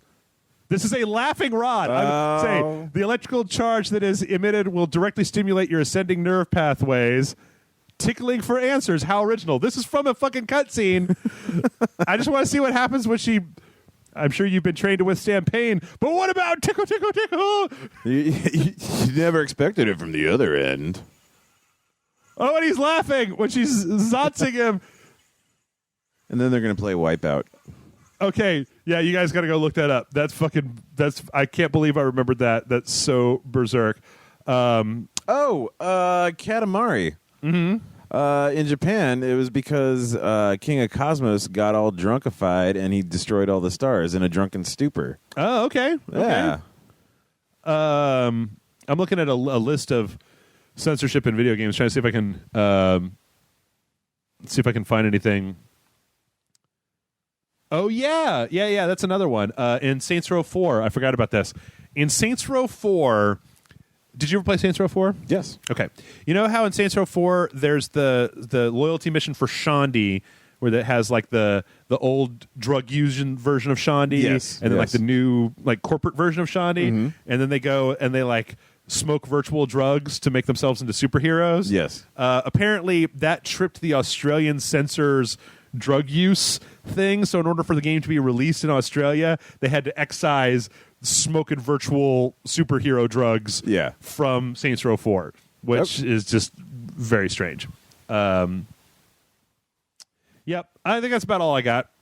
All right, next up, we've got one from Ruskles06, who says, hello, and then he goes on to list every single person who's ever been on the website, and Jeff. So I'm going to say, hello, Joe and Jeff. And Jeff. Yep. Anyway, here is my short question. How do you think that Arkham Knight will do on Steam once it's finally re-released? Do you think Warner Brothers will try to win people over with a Game of the Year edition so soon, or a discount, or will they stick to their guns and hope that everyone will buy it? Will they hold out for a winter sale release? Thanks for answering my question, and may the blessed Vulva Firecrouch reward you in the afterlife with hot redheads and deep story-driven RPGs. Ruskles06. Yeah. How does one unshit a bed is what he's asking. Yes. That's just what I've been saying all along. I don't know. I mean, I think that I just don't know. Yeah, I don't know either. Like, it seems like a horrible decision to me. Like, to take it off. I mean, like, the fact that it's taken this long. It's what it comes down to. It's the thing I've been saying all along. The fact that it's taken this long to fix that game means that before it was released, they had to know how broken it was. Yes. Which leads me to be like, why didn't you just delay the release? Like, it would have been better for them to have delayed the release until the game was fixed enough, instead of putting it up in October against a whole bunch of like really strong games that are coming out. Yeah, because now you've just soured the milk. Right. But no, that makes me think with my clients, I'm late on a few projects, but really I'm just making sure that I don't deliver them Arkham Knight on Steam. That's what you should say. Yeah. And I will say that's what you don't want another Arkham Knight on Steam, guys. And that 65-year-old woman will say, what? I think that it's not going to do as good as it would have if it came out when it came out, and was, because by the time that it comes out, they're going to be October. You're going to be looking at the winter Steam sale where it would have been on sale for $10 less, and they would have gotten a second re-up for it. But yeah, because the thing is that if it comes out for full price in October, they can't drop the price in November for the winter sale, right? Can they? Well, not only that, but if they offer it again at a lower price, did people pre-order it and pay full price? Yes. So are they going to give credit back? Because then people, I believe, already have the game, though. It's just they're getting patches. Is that if you already purchased it, they didn't like unpurchase it from your Steam library. You can still install it, just the broken copy, but then they delisted it. So if you already bought it, which is just another good reason not to do pre-orders, Yeah. But if you've already ordered it, then you already have it, and you're just waiting for the patches to get it working again. A pre-order for a digital download seems super dumb. I've done it, and so the only case that I can make for it is that if you are excited enough about a game for a midnight launch, then in fact, I think that I did that with Batman. It'll let you download before, and then just you preload it, and then you're just sitting there watching the clock. In fact, I've said this before. It's really cool on the PlayStation 4 because you try to launch the game, and it has a countdown timer, and when that timer hits 0, it immediately launches the game. So, like, it's all preloaded. The minute that it turns to midnight, you can start playing the game. Well, I can see that, but I mean, like, the whole reason for pre-ordering used to be like, well, we need to know how many discs to fucking press. Yeah, I think we all know that that's bullshit. That it was always bullshit, and that we were just like, okay, but then it was always horse shit. All right, let's go ahead and we got one more real question, then two quickies, and then we're done. Hold on.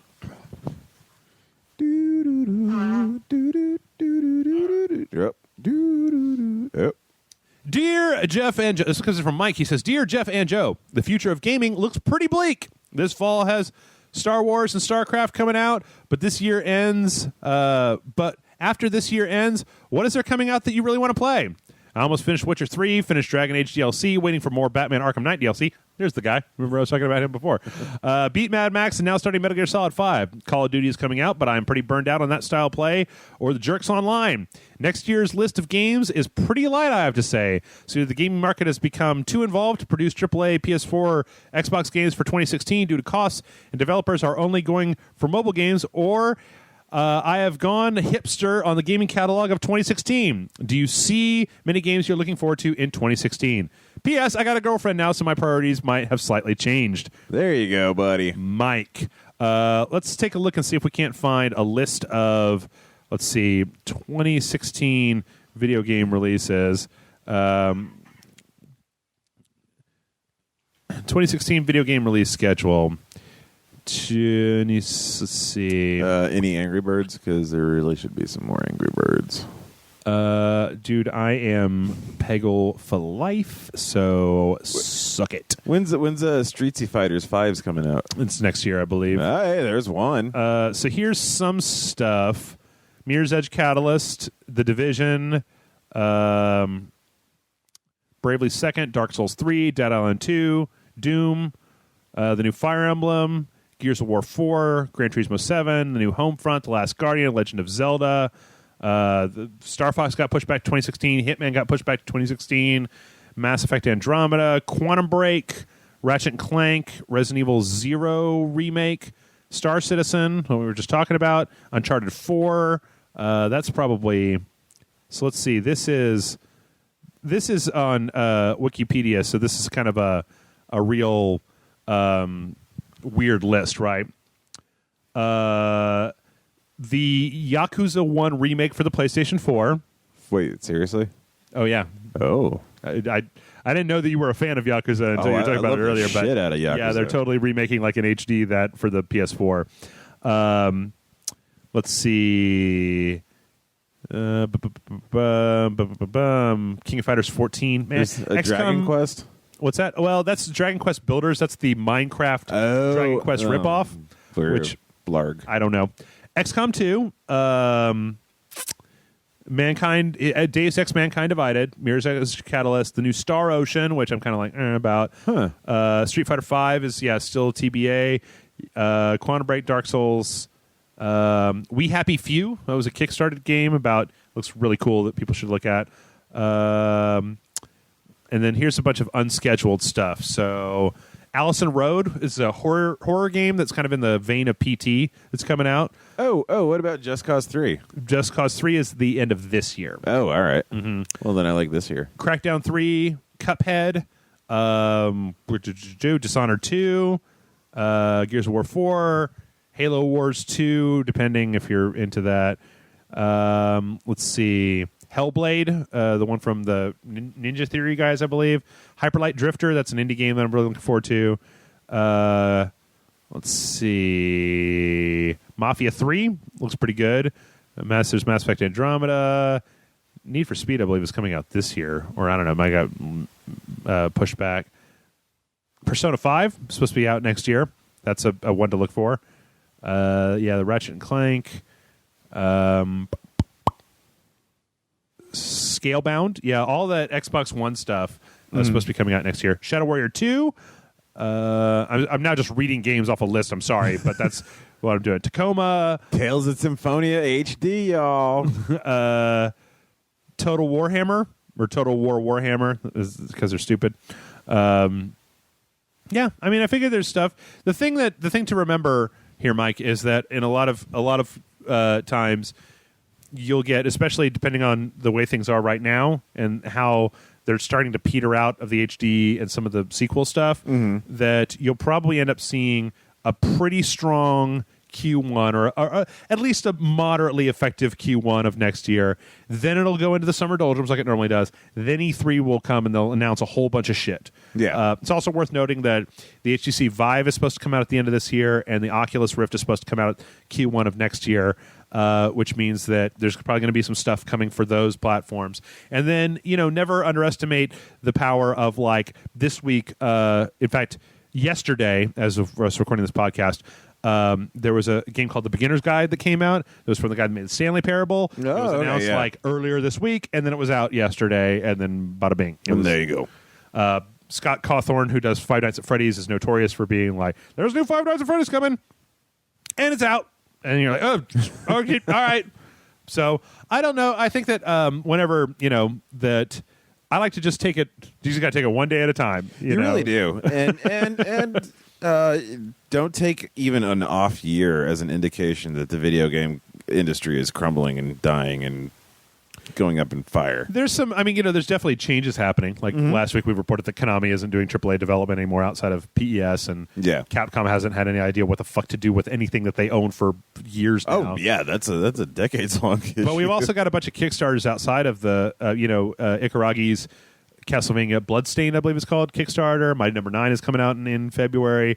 I mean, there's a bunch of Kickstarters that'll probably end up coming due. And then just, between now and the end of the year, never underestimate like Fallout 4 DLC next Q1 of next year, or announcement for a new Batman game that's coming out by the end of the year, or Shadows of Middle-earth 2, right? Stuff that's in development that we just don't know about yet. A new Saints Row game or something, So don't despair, Mike. I'm sure it's all going on there. And you know what? That ebb of full-on AAA stuff is never a bad thing, because it gives the whole industry time to kind of get excited about shit instead of just being like, just punch the face. Let's do our version of this thing. Yeah. All right, so Martin writes in to say, Dear Jeff and Joe, and this is just a question for me. I'm an amateur writer, let's see. I am an amateur writer and 1-year English student from Denmark. May I have your story from last week about the woman in the bush? Thought it was a good updated version of the Good Samaritan tale. If you would like to, I can give you some credit. Skal Martin from Denmark.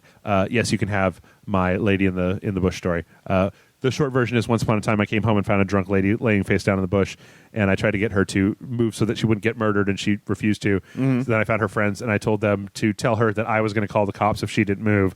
And then she cussed me out and fucking spit at me and stuff like that. But I was like, at least you will not be raped to death outside in the middle of the night. So, and last but not least, hello, Jeff and Joe. Here we go. Taco Bell has introduced its newest delectable menu item. The twist, it's made using the meat of a mythical video game creature. What creature would you choose to smother in fire sauce and eat at 2 a.m.? And what type of item would it be? Taco, burrito, nacho, quesadilla, etc. To take it further, Taco Bell's marketing team needs to cast the right person to advertise the new item. Who would you choose as the voice of your creation? Video game characters only, but both protagonists and antagonists are acceptable. I personally think a Charizard Chipotle burrito sounds delicious, and it would be pitched by Ezio Auditore. Actually, wait, no, I got it. John Marsden. Stealing my idea will open the floodgate of Don Cleese's wrath upon thee. You have been warned. Keep fighting the good fight. Dan David. Dan, do not tell me how to run my show and whose ideas I can steal and whose ideas I can't steal. And quite frankly, I already have Damocles' sword, so fucking bring it. That's right. That's right. So what do you think? What sounds like the tastiest mythical creature? Does Jesus count? Southern fried chocobo for me, man. Like a big old... Oh, like a Lucy's chocobo? Yeah, or like a hot wing, like a chocobo hot wing. Just one giant hot wing. Yeah, that's what I'm going to go with. Chocobo brand hot wings. Fine. You know what? I'll even stay in series, and I will say any of the weapons. What, the new Ruby Weapon quesadilla at Taco Bell? No. I was thinking like the Ruby Weapon crunchy gordita. Okay. Yeah. You get the snap, and then you get the okay, so it's going to be the Buffalo Chocobo double-decker taco from Taco Bell. And let's see, who's the spokesman for the Buffalo Chocobo is...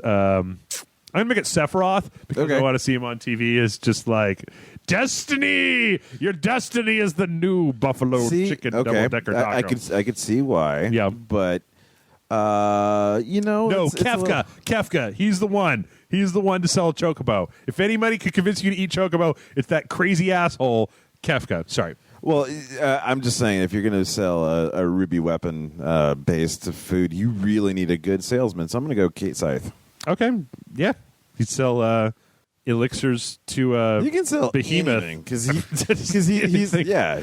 he could sell materia to the Final Fantasy Titan. 1 guys. Yeah, he could sell materia to a light warrior. If you know what I mean. That doesn't mean anything.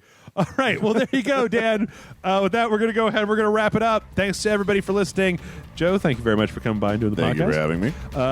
If you want to send in your questions, send them to mail@rageselect.com. Send them. Send them when you think about them, because I hate to have to ask for them because I always get like 3 questions and I need like 4 more and then I get like 60 responses. So Send them when you think about them, and we'll read them on the air.